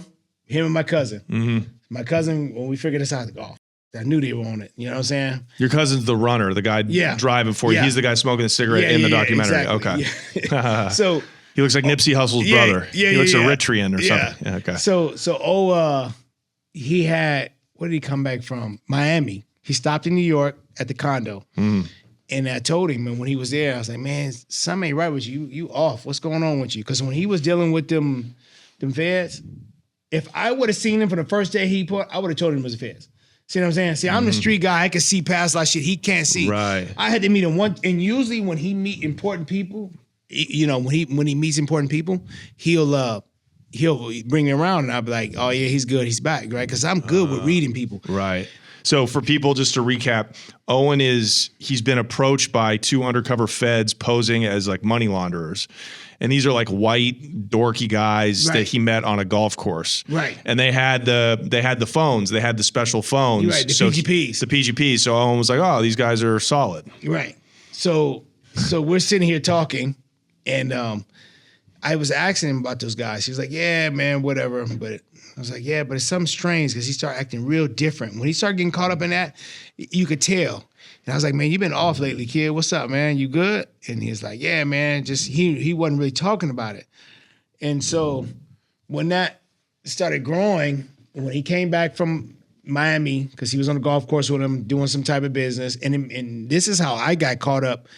Because when I was out there working, he was like, yo, I need you to take, I think like $75K or $100K, give it to this guy, you know. And I said, man, I don't want to do that because I'm out here working. When I'm working on one project, I don't like to mix it with other things. You know what I'm saying? So if I'm dealing with coke, with all my coke partners, and then you call me up and say, I need you to go pick up some weed from my guy over here, I want to mix it too. See what I'm saying? And so when he said that, he's like, man, just do that for me. And I was like, man, I don't want to mix it. He says, well, if you do it, I'll take a couple points off your money coming back. And I think I had like a couple $100K out there, so I need to move. He says, if you do it, I'll take 2 points off, right? So I'm like, all right, I'll do it. He wanted you to drop money off to these, what turned out to be they turned out to be feds. So I take the money over there, and the moment I drop that money off, right, I hand the guy the box. What I did was I wrapped it up in this, what is those, like 3-day mail boxes, like using USPS. So I handed it to him, and when I walked up to the guy, it was this fat guy with a like a Hawaii 5-0 shirt on, older white guy. And I look at him, and I'm like, this is the guy? Because I didn't know who he was off the PGP. Remember, I ain't talking to hearing him, but when I see him, I'm like, this is the guy. And I look at him, and he goes, I hand him the stuff. I say, here. And then he does this. This is how I knew exactly he was police. So he turns around, he grabs the money, he looks at me, and he goes, oh yeah, by the way, tell your boss, right? Something. And I stopped him right there. I said, boss. I said, ain't my boss, right? I said, this is my friend. He just told me to drop this box off you. And he goes, okay. He keeps turning like this, right? So I'm looking at this guy. He knows I'm on to him, right? He can't even, so he just ends it right there. So I walk off and get in the car. As soon as I get in the car, I said, bro, call me ASAP. So he says boss because he's wearing a wire, and the recording, they're trying to prove that Owen is a kingpin, and he's ordering all these people. That's how you prove That's a RICO. How you know off the top. Yeah. Because, and then that boss terminology, right? Once you become a boss, manager, any lead position, remember on the feds, your what is it, the sentencing guideline, your points go up. Right. Big. So if you was only going to get 7 years, the moment they say boss and they get you legal like that 7 turned to 14 or 20. See what I'm saying? So when he said that, first off, he looked like a cop. I mean, a federal agent. But second, when he said that, just solidified who this guy is, right? And I'm like, I looked at him and said, man, all right. And I was like, ooh. I said, damn, I hit him. I said, bro, you just had me meet a fed, right? I'm hot. Yeah. He goes, nah, bro, you tripping, right? Da-da-da-da. Because he told me it was a gambling thing. See, he didn't even tell me what was actually going on. Oh, shit. He said, I'll give you the points off. And he said, listen, it ain't got to do with no drugs and doing like that. I said, it's just a gambling that the guy just wants to, as far as money, like how we send money back and forth. And I was like, man, you sure? He said, yeah. But in actuality, it wasn't that. They were doing drug transactions he just didn't want to tell me that because I wasn't going to do it anyway. So he just lied to me. Wow. And I said, man, so as soon as I did that call, I said, bro, I said, that's the Fed. And he said, no, he wasn't, right? And I'm talking on the phone. I said, bro, I know. I'm telling you, we're arguing on the phone. And he says, man, you tripping. You're just paranoid and da-da-da. And after that, I swear I didn't, like, I couldn't sit right with that. I knew it. I was like, I gotta get the out of New York. And so as soon as right after that, that's what happened. He went to jail, and I said, man, I told you, I knew that was a Fed. I knew it was a Fed. Like, and now but they still weren't able to place who you were with that transaction. Okay, they knew who you were. I was. That's why they wanted me to come out. Right. So what they did was, what O must have did was, when he was talking to this guy, he must have told him something about me. I was like, yeah, I got my buddy Tanc out there in New York. So when he was talking to the Fed here, they're like, oh shit, we need to get him involved.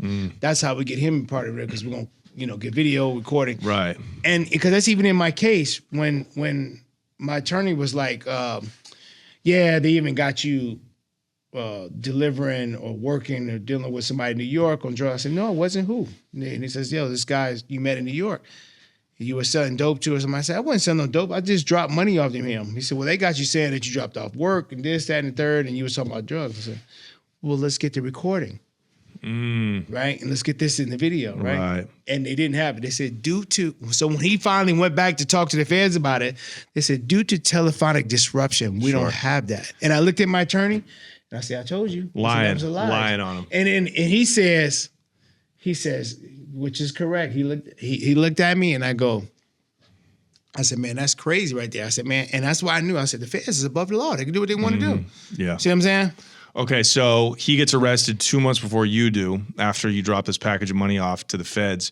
But then you also had a leak on your end where somebody was snitching, right? As far as in New York, as far as your cocaine. Meaning, yeah, like wasn't there a guy that was working with the DEA that was receiving work from you?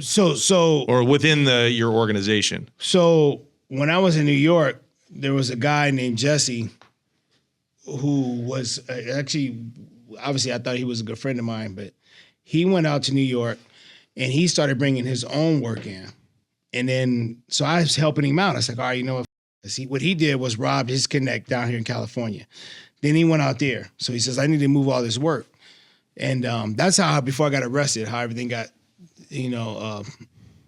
up. When he came, so O went to jail. And my plan was, I had like over $1 million in the streets that I still needed to collect. So I was like, I got to get all this money, put it all up, and figure out what's going on with O. And move the rest of this work that we had out there. So then when my other guy pulls up, because he robbed his connect in California, he said, I need to get out here and move the rest of his work. So he pulls up out there. I'm moving the work. I just need to collect money now, right? At this point, it's already done. Let me grab whatever I can, come back to Cali. Then what I was gonna do is shut over to Mexico and hang out down there, or Costa Rica, go back to our house over there and sit until we figure out what's going on with O. Right? Make some moves. So then when that happened, my guy comes out there, and he was there. Your guy Jesse. Yeah, Jesse. And who, by the way, I would never deal with somebody that just told me they ripped off their connect. I'm like, this dude is. But he was like that. He was a dirty dude. Like, he didn't give a like, he was like that. And so he comes out there. Then I had all this money I had to get back, and then I'm trying to help him out at the same time while I'm trying to get my shit together. And then when he pulls up, I'm there. O goes to jail. Then when all this shit started happening, police kicking in doors, doing all this stuff, I'm like, it's some shit that, how did the police know about this? In my mind, I'm thinking, right? And so I'm looking at O, I'm like, that's just crazy, right? Like, that was just wild. Like, everything that only me and him knew should not have been out here for these regular people to see what was happening. And when he came there, and I was there, I don't want to say about $1.5 million. No, close to $1 million. It wasn't $1.5 million. It's like close to $1 million. A bag of money. It was all. Actually, I even got pictures. You're gonna check this out. He came. O went to jail. He tells me, "Hey, check this out. was telling, right? That's what he's telling me. He's gonna tell you that. And I said, nah, he ain't. I ain't worried about that. I just want to get this money back across and get everything situated, and then we'll figure everything out. Now he's telling. So then what happened was we were out. My Dominican partner came, and he dropped off some money. So I was like, all right, cool. So then he left. And when he left, he got pulled over. And I was like, what? So he calls me up. He says, bro, I just got pulled over in George Washington Bridge by the feds. And he knows the streets. He says, man, they own you. I said, what do you mean? How you know? He said, because they never stop the target. They always stop the mark. I mean, they never stop the mark. They always start the people that come in contact with the mark. Mm-hmm. And when they pulled me over, they searched everything. They couldn't find anything. And he's like, why y'all got me pulled over like this? Like, it was too much work, right? Because they started off with the New York NYPD, but then somebody jumped out, plain clothes, and was looking through all this shit. And they couldn't find anything. Because he came to talk to me. He handed me a box of some money. So I went and put that up. Then he left. Then he gets stopped. Mm-hmm. Well, they're looking for work. They're looking for all these things. Yeah. So then after that, were they asking about you? Were they asking him about you? No, because remember, they don't want him to know what's going on. Right. He's asking because he goes, man, this ain't regular NYPD. He said, you are, but this guy, he said, man, y'all the feds. You know what I'm saying? And then that's what happened right there. And then, but I was like, damn. So he tells me this, and I'm like, oh shit. So I'm like, what the fuck I'm gonna do now, right? So they owned us about something. So then I started thinking, was it O? Like my boy said, well, what's going on right here? And then after that happened, O was like, he was in the feds at that time, right? Because they grabbed him. And then, but yeah, that was intense. Hang on. How does this all conclude? We want to know, how did you figure out that Jesse was the one that was giving them all this information? So, well, he didn't give it to him yet. Okay. So then what happened was O was in jail. So that was that. He got caught up. Then I was there in New York chilling. And then me and him jumped in the car. Once he told me that, I was like, okay, so the feds are on me. So I'm thinking, how do they know where I live at in Secaucus in this little bitty community? It was a gated community right across from MetLife Stadium. How would they even know what his address was? Damn, it's got to be O. This the only person know. I'm not thinking it's my man next to me, right? Because he's out here with me. So one day, me and Jesse jump in the car. Now I got over, I probably got over in a bag, a duffel bag in the house. I probably got about $700,000 in there or something like that. So I got to get this money out of there, right? So we drive off, and we took an Uber or something. And then I took my phone up, I remember, put the reverse camera on. I said, let me see if anybody's following us. And I'm holding my camera up like this, right? And on the iPhone. And sure enough, I see him following us. I'm like, damn, he is following us. So then we pull over. I have the Uber guy pull over, which is some off-ramp over there going to Jersey. We go into this restaurant. We come out the back. So then I tell Jesse, go around this way, catch your Uber, go back to the house, grab that bag of money, right, and get it out of the house. So he does that, right? He leaves out the back. I leave back out the front. After he called and said, I got everything, I'm out the house. So then I call the Uber or whatnot, go back to the house. So then in the evening, they kick in my door and take me to jail. Now, obviously, he left one way and everything else. So I was like, well, this is good. That money's good. And then he still had like 20 pieces of coke and everything that he robbed his connect with. So then, long story short, I'm sitting in the DEA's office in New York. Right. And they don't find any work at your house? No, because I didn't, it wasn't even, by that time, I just wanted to collect money and get back. Right. I had about $75,000 in the trap of my little vehicle, but that was about it. So then, and then I had about another $30,000 under that bathroom that O was telling you about, under that thing that was in my bathroom. So then I'm sitting in there, I'm like, all right, cool, Jesse's cool, we're good. So then the police, as we're talking, he's asking me questions. I was like, man, I don't know what you're talking about. He said, all right, you know what I'm talking about? And it was funny, he had a smirk on his face. Oh, that's so evil. Yeah, they're beasts. So then when Jesse came in, he flew in private to Teterboro in Jersey, right? Because I had a hookup with these private jets. My guy flies back and forth. He's the one that brought Jesse in with all the work. He flew in private with like 40 pieces of coke and heroin, right, to move that he robbed from his connect. So then, boom, he pulls in, and then when he pulls in the bag that he had in, he had this Louis Vuitton bag, or whatever it was, but it was in there, right? He goes and when I'm sitting at the bars in the DA office, he rolls that bag in, that suitcase that I knew that was Jesse's in the shit he worked. So he's talking to me, he says, so you don't know nothing, right? And this guy comes in, he rolls it in past him, and he's rolling, and he's looking at me like, you don't know nothing. I'm like, and I'm looking at the bag, I'm like, wait, that's Jesse's bag. Damn. Wait, if they got that, what's really going on around here, right? Everything got all up in my head. I'm like, oh, shit. So I'm trying to figure all this shit out. So then I'm like, oh, yeah, I'm right? When I seen that. So then he rolls that bag in, does whatever. He starts laughing at me, and I'm just sitting there trying to play it off in the back of my mind. I'm like, oh, you know what I'm saying? Because now I don't know who to trust, what's going on, and stuff like that. And then, so Jesse went one way. They rolled his bag in, the money, and Jesse was supposed to take back, I want to say about another $500,000 or something like that. It was just crazy, right? And I was like, everything was all up. So when after all that happened, they take us to MDC. Mm-hmm. MDC in Brooklyn, MDC. Mm-hmm. So they take me to Brooklyn, MDC. Then they separate me from Jesse. So I was like, wait, what? Why are they separating us? You know what I'm saying? Okay, we're fine.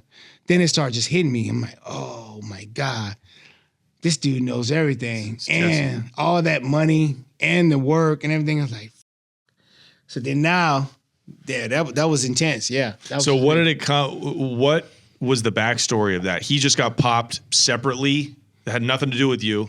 So the backstory with that is, he started telling, or how did that? So when he was telling me to watch out for O, he was working with a CI, didn't know it. Then he gets popped. Right. Then he works with them to get me.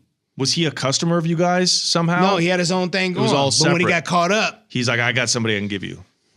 I'm working with this guy right here. Wow. And then once they grabbed that, once they grabbed him and did everything else, he already knew because he already had did Fed time. So that was why it was like a no-brainer. He was on telling us, you know what I'm saying? Mm-hmm. So he was already, and that just kind of up all the way around, man. I was like, oh, I lost that money. It was this, it was that. I'm like, God. Okay, so did they charge you? They brought you to the MDC. Did they charge you? And then was that with O's indictment? Yeah. Or did that come later? No, okay. Those were those indictment. Okay. And they just used Jesse, this guy, as part of a body of evidence in the larger case. Yeah. I see. They had him, he wasn't going nowhere. So and they let him back out to work because he already said, listen, I'll do whatever you guys want. So they let him back out. How crazy is this? You were telling me off camera, a guy like they put these guys to work. These Fed snitches make more money snitching than they do selling drugs. Yeah. So basically, if I sell you a brick for $32,000, right, and say I only make $2,000, and then when he grab, I mean $36,000. So say I only make $5,000. Then this guy on this end, if he's just only moving brick per brick, he's only making maybe $5,000, right? But if he tells on the brick, they're gonna probably give him 10 per brick. See what I'm saying? And so they these guys negotiate with the feds. Like they'll go to the DEA and say, hey, can you match this or can you beat this? Yeah. I'm making 5. I'll give you this. I'll give you the guy for 7. Yeah. So how you gonna beat that? How you gonna beat that? Yeah. When they pulled in they had a duffel bag with that money in it. Remember I told you I had that $700,000 in it? When they put that duffel bag in there, that was another thing. They walked past with this. They had the suitcase with all the work in it. Right. Then they brought the duffel bag in with the money in it. When I seen that duffel bag, I was like, damn, that was my money. That's when I told him to go to the house and grab and get up out of there. So when I seen that, and then when they send me the what is it? Discovery. Discovery, and no, but as far as when they take your money and they send you a letter saying we seized it. Yeah. The money that they took that forfeiture money. Yeah. Right? They walked past there and I seen the bag. I'm like, fuck, they got the money too. Damn it. And I told this idiot to go grab it. And the whole time it was on the forfeiture. I was like, fuck. No, but the forfeiture was less than the amount of money that was seized. They paid how much money was seized officially? So they took about 700,000. I think under the forfeiture, only 400 showed up. So they might have paid this dude 300 G's, or not him personally because he got caught. Right. But they paid the CI he was working with that got him cooked. Right. See what I'm saying? Right. And anybody else that was before that, because these guys had to do with the work. They just told. Right. They just say, hey, I got a guy who's doing this. So they'll sit back. You got guys in New York just waiting for you to come out there and say, yeah, I'll work with you. Right? And they okay, all right, how many bricks can you give me? All right, cool. Then they'll just go straight to the feds and like, look, I got 100 bricks coming in. I just need my money. They're giving out debit cards. They'll get you a debit card. They can put you in there. When you're really working for so long like that, they'll just give you a debit card. That's it. And they'll just load that bitch up when you need it. Wow. Yeah. Almost like they maybe never even sold drugs, or they did way back in the day. Yeah, they got caught. Yeah, they got caught, and now they just work with the feds. And now I've been snitching for 10 years. Yeah, 10 years. This is how I got this car. This is how they ain't gonna tell you that because I didn't want to get killed or anything. But yeah, that's what they're doing now. Wow. Yeah. So making money off you. Every time you make a move or whatever, every time Yeah. you go to jail, they make money off you. You can't beat that.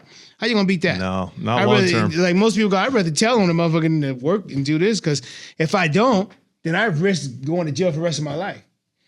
See what I'm saying? Yeah. But Especially if they've already done Fed time. Like, Yeah. your points are going to be so high. If you get caught with any significant amount of cooked. Yeah, you're cooked. Cooked. Yeah. Yeah. So yeah, how do you beat that? Okay, so were you able to bail out As far as after the indictment came down, after you got arrested? Were you able to? no, well, I mean, you'd have to have crazy amount of money, but at the same time, so yeah, it's just, it's not even worth it. Yeah, it's not even worth it. Just to fight, you might as well just stay in and fight and work with your lawyer. Yeah, it's not even worth it. Did they ship you back to LA? Like, where did everybody stand trial? So when O went to jail, he was down here fighting. But see, when I got arrested, they hadn't dropped the full indictment, the superseding. See, the superseding was different. When they superseded everything, then they brought the whole 18, 20-something people in. Remember, because they were still putting their investigation together. Right. See what I'm saying? They just wanted to get O in jail. Right. Once we got him and put him in here, they already knew that 4 or 5 months down the line, they're going to drop the superseding, but they had to close out whatever they were doing everywhere else. So once they did that, then, but which was good, because guess what?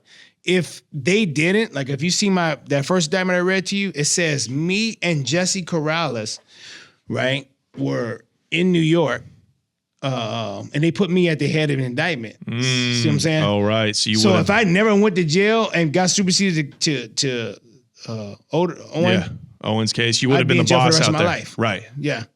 Right. Because you would have he was been the boss. You would have been the leader of the New York Of the crew. New York thing. Right. Even though I didn't get caught when I work and everything. Wow. See what I'm saying? So they actually saved me. Wow. In a way. Fascinating. See what I'm saying? And Yeah. they put me on the top of that indictment for a reason, because they knew they already had him working.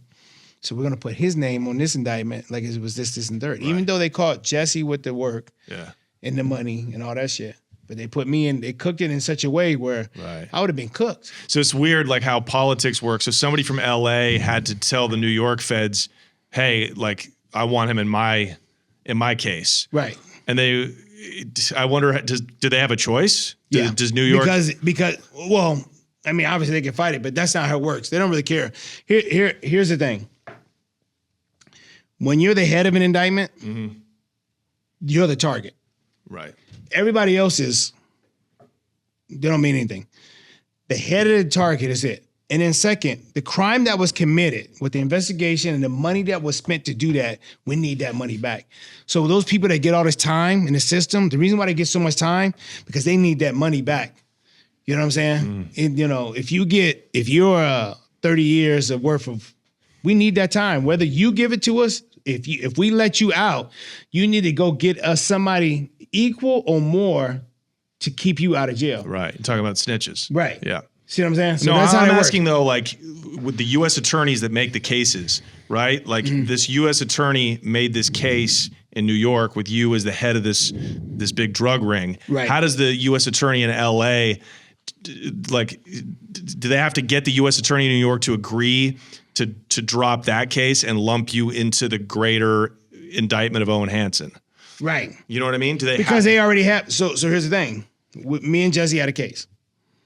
But they already knew that the stuff they got was him. Once they figured out who I was. I see. Okay. Once they figured out who I was, because they didn't really have me on nothing. Obviously, I had money. That was it. But Jesse's the one that got caught with the work. Right. Jesse's the one that when the CI started this thing, had him under investigation and everything. But they just need to make sure that I wasn't going anywhere, right? So that's why they put me at the head of indictment, and then that's why they got me down here to them. But even though they know I was out there doing work or whatever, but then that's how they got us all cooked in there. Now they got Jesse, and they got him all sewed up right here. So they let him out. He went and cooked 10, 15 people. See what I'm saying? So he's working his time off. So that was great. So that one person got them 10 other people from New York to LA. See what I'm saying? So it was beautiful for them. See what I'm saying? Yeah. One, now obviously you got 10. And these 10, out of that 10, think of how many people are going to tell out on that. See how they need to keep that. I understand that. I'm trying to say, like, how was your ass saved from being a kingpin in New York when you got to just be a worker as part of Owen's case? That's my only question. Yeah. But maybe you don't know it. I don't know. It's a legal question. But you know. So, That's good luck. Yeah. Well, but again, once they figured out who I was, they knew that this was the kingpin. I really wasn't no kingpin. You know what I'm saying? Even if you made it up or whatever, I did some work. But that's no different than anybody else. O is a kingpin. So we need to get this because this goes down in the book and makes everybody's career. Owen Hansen. I don't make anybody's career just because I was out there moving some things right there. But there's no title behind who I am. I didn't. Yeah, I don't know. So that's why it was more valuable because even what happens is even the New York crew, the feds versus the LA, they all get credit. You all get credit for that and budget. Right. Yeah, and you get more money at the end of the year. See what I'm saying? Okay, that makes sense. They don't. Yeah. To them, it don't matter. You know what I'm saying? I see. Yeah. Do you think it sounds like you probably would have beat the case, this indictment. You probably would have got indicted if it wasn't for this guy, Jesse. No, I wouldn't. You can't beat the feds. But I mean, you didn't get caught doing anything with Owen except for dropping off this one package of money. You know what I'm saying? So if you didn't have... No, I wouldn't beat it because they already knew who I was, video, recordings, talking to O.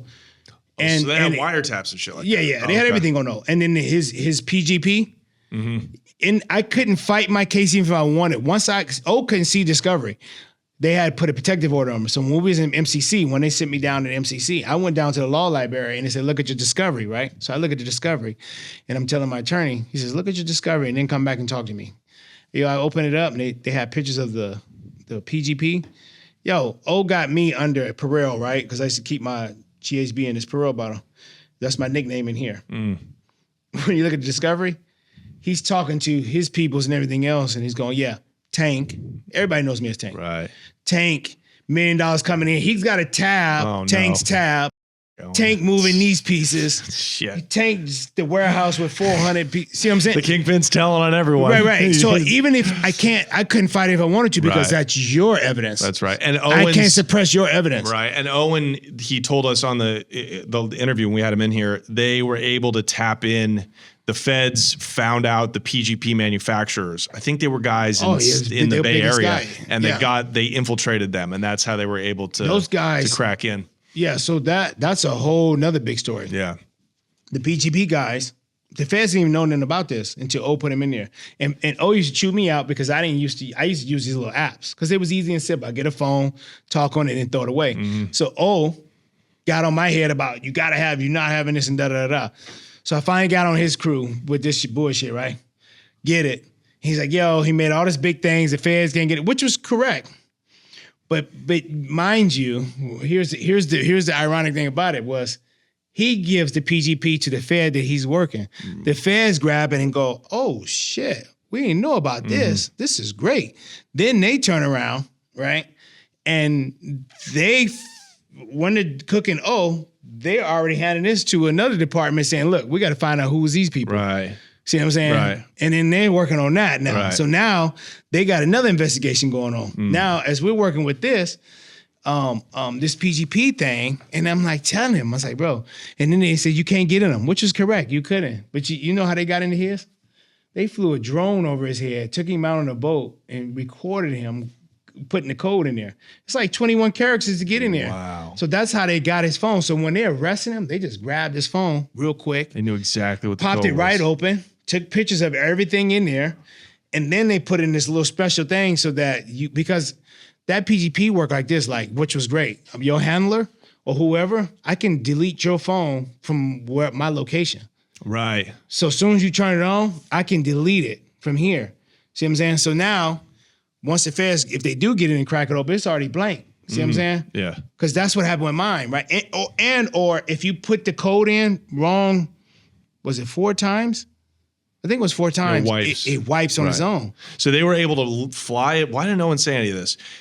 Drugs have really ruined your brains. So the feds flew a drone when Owen was on a boat. Got him all high, some shit. Of course they did. And so from that drone, they were able to zoom in on him as he has it out. That's good police work, man. Yeah, that's crafty, bro. Yeah, they're beasts. Wow, holy shit, dude, that's crazy. Okay, so at the end of the day, you guys are made. You guys are cooked. Yeah. Okay. In the game, as we say. So you didn't really have action. No. Okay, so how long before you take the plea? What do you mean? How long before it got adjudicated? How long were you waiting in jail before you took the plea bargain? From the time we got arrested, we fought that shit for like 3 years because they had to get rid of everybody else off the case. Mm-hmm. Nobody was going to face time between me, my cousin. That was pretty much it. You know what I'm saying? And that's crazy because even like Charlie, man, was a good friend of mine, passed away, rest in peace. He was fighting. He had to been fighting his own demons for him to do that to himself. Mm-hmm. I think he was more probably ashamed of having to tell his wife and his kids and stuff like that. It's so sad. Yeah, and that was my boy. Like me and Charlie just sit back and just that was heartbreaking. Yeah, he took his own life. He's the operator of the stash spot. Yeah, in the valley. Okay, so you were in there for 3 years. Mm-hmm. Brutal. So did you think you were facing like huge numbers because you didn't do a lot of time? 87 months, but shit, I'm already close to 50 at this point, so right. I don't have much time left to. So you're thinking you were looking at like 30, like some 20, life numbers, yeah, 25, 15, 20. I mean, listen, especially New York was crazy. When my first time going to court there, I remember seeing a guy come downstairs and man got 20 years and he was happy. Yeah. I was like, man, I got 20 years. I'm not going to die in prison. I'm looking at him like 20 years. That's 18 in the feds. Yeah. Guys are already like 30, right? I said, bro, like that means you come home and your parents are gone, your girl is gone, and you're happy. You know what I'm saying? Like nobody was getting less than that, like in New York. And I was like, man, this is Central Islip. This got to be the most scariest court.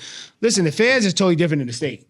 The feds is a mental game that destroys you. The state is more physical, right? Obviously a lot more, but the mental, you know what I'm saying? Like you come home from that PTSD. Yeah. Okay, so we're going to talk about that on the Patreon, but I want to wrap this up. So did they try to get you to flip on people? Or, Owen, they didn't really need him they weren't really trying to get him to set up his boss in Mexico. Were they trying to get you to flip on anybody?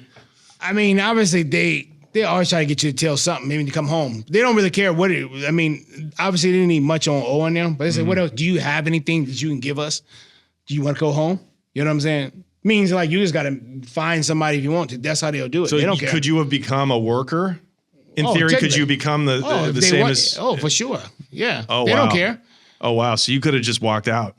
Yeah. Of course you could. Like anytime, but you got to give them something. You can come and work early. Yeah. Well, you want to get out on the streets and work and do something? Yeah. Right. You know what I'm saying? Okay, so you got it down to 87 months, which is how long? Math people here? Like 7 years? Yeah, a little bit close to 8 years. Close to 8 years. Yeah. Okay, so that's a pretty good deal. Right. Yeah. Well, if I stayed in New York, I was cooked. Yeah, it would have been whatever. Right. Because it was under Owen and whatnot, yeah. So you didn't have a federal, did your state prison record affect how they sentenced you? Yeah, because your sentencing guideline, in the feds, it's about your sentencing guideline. It doesn't matter what the judge say. Once they put that in effect, it doesn't matter. Mm-hmm. The power is taken out of the judge's time. So every time you got arrested with anything, you get a point. Yeah. Right? In your system, right? Same thing we were talking about if you're a manager or a... But did your state cases from the past give you points going into the sentencing? Because remember, it's that sentencing guideline. Right. So it'll tell you how many times you've been arrested. Yeah. What were you arrested for? Mm-hmm. So as you're going up that ladder and going over, shows you around the time you got. But now, obviously, with my record and everything, it made me go over 20 years. See what I'm saying? But the only difference was I hadn't been in jail in 20 years also, so shows that I was doing pretty good as far as that. Right. So the judge would have to, and I had everything going against me, man, up in there using, psychs and, medical, everything I can possibly use to get a what we call it, like a downward departure, other than he was telling or something like that. Right. Oh, so you were saying like, oh, he's mentally ill. Who I am in the community. Oh, okay. Yeah, right. like all these things make it, you know what I'm saying? Like people showing up, letters, all that makes a difference when they send you. Right, right. Okay, so the judge did have mitigating circumstances when it came to your departure. Right. Isn't that what creepy language? Yeah. A downward or an upward departure. Yeah. If you get an upward departure, that means, wow, those numbers are high. Yeah. Boy, yes. You might not ever see the street again. Yeah. Yeah. Fascinating. Well, you've been out for a minute. You're doing great. We've just been going so long. I'm going to switch over to the Patreon now, but you're one of a kind, man. Yeah, I enjoy talking to you. I mean, we can go with it, huh? Yeah. It's just such a saga. Yeah. A rags to riches. Probably not, not a positive kind, but what's important is you're back on your feet, and that's really what separates the people that come on this show from not. Is I like to see people that are doing shit now, people that came home and really haven't missed a beat. Right. So we'll talk about that. But Tanc, are you promoting anything right now? I know you got companies and different shit like that, but like, do you have anything people can check out, social media? Yeah, well, I mean, obviously there's a couple of things I'm doing now. I mean, I'm 51 years old. I'm big on this peptide game right now. I'm working out twice a week. I'm on my ice cream, Yeah, working ice for cream. California Protein Ice. Yeah, we're pushing that line. You know what I'm saying? We're just trying to get out here, man, and put this thing back together, man, do some stuff in the community. But I really want to promote health now. I'm 51. I mean, obviously, I'm shredded right now. You look great, I eat what I want to eat. I do what I want to do. And, I got a formula that I'm creating, Work out 2 to 3 times a week and still be shredded. Get on your peptide game, heal your body, take the Band-Aid off that big pharma and all these industries have put on you. And promote good health, man, and just change it, man, and get back to the community, man. Just helping, these people get back on their feet. You don't live in South Central anymore? No, I'm in the Valley. You're in the Valley? Great. Yeah, I'm out the way. Yeah, I've been out the way for a long time, man. I'm just doing me, man. Do you see any cats from the street? Anybody grew up with? Is anybody around, or are they all gone? There's not many of them. You know what I'm saying? Either in jail or dead. Yeah, it's different now. You know what I'm saying? But I like that. I like to stay out the way. You know what I'm saying? I don't want to be involved in anything. I mean, obviously, you see what's going on in the streets. I really want to get the hell up out of here. Once I get my money together, right? Like because America right now is just it's terrible. I know. Yeah, it's not like it used to be. No, it was better when you could when there was just crime, when you could just rob banks. I'm convinced the 90s were the pinnacle. Oh my God, the best. I swear to God, yeah. Like as far as the more simple, because now it's so much. Yeah, it's crazy right now. Yeah, except when we lived in the Matrix, you're living ignorant, but you're also, there is some bliss to that ignorance. Yeah. Tanc, man, thank you so much for coming out here. We're going to switch over to the Patreon now because I want to hang out with him for a little longer. Patreon.com/The Connect Show. Tanc, thank you, G. Appreciate it. Thank you, bro. Yep. You're the man. Yeah, you're the man, bro. Yeah. See you guys.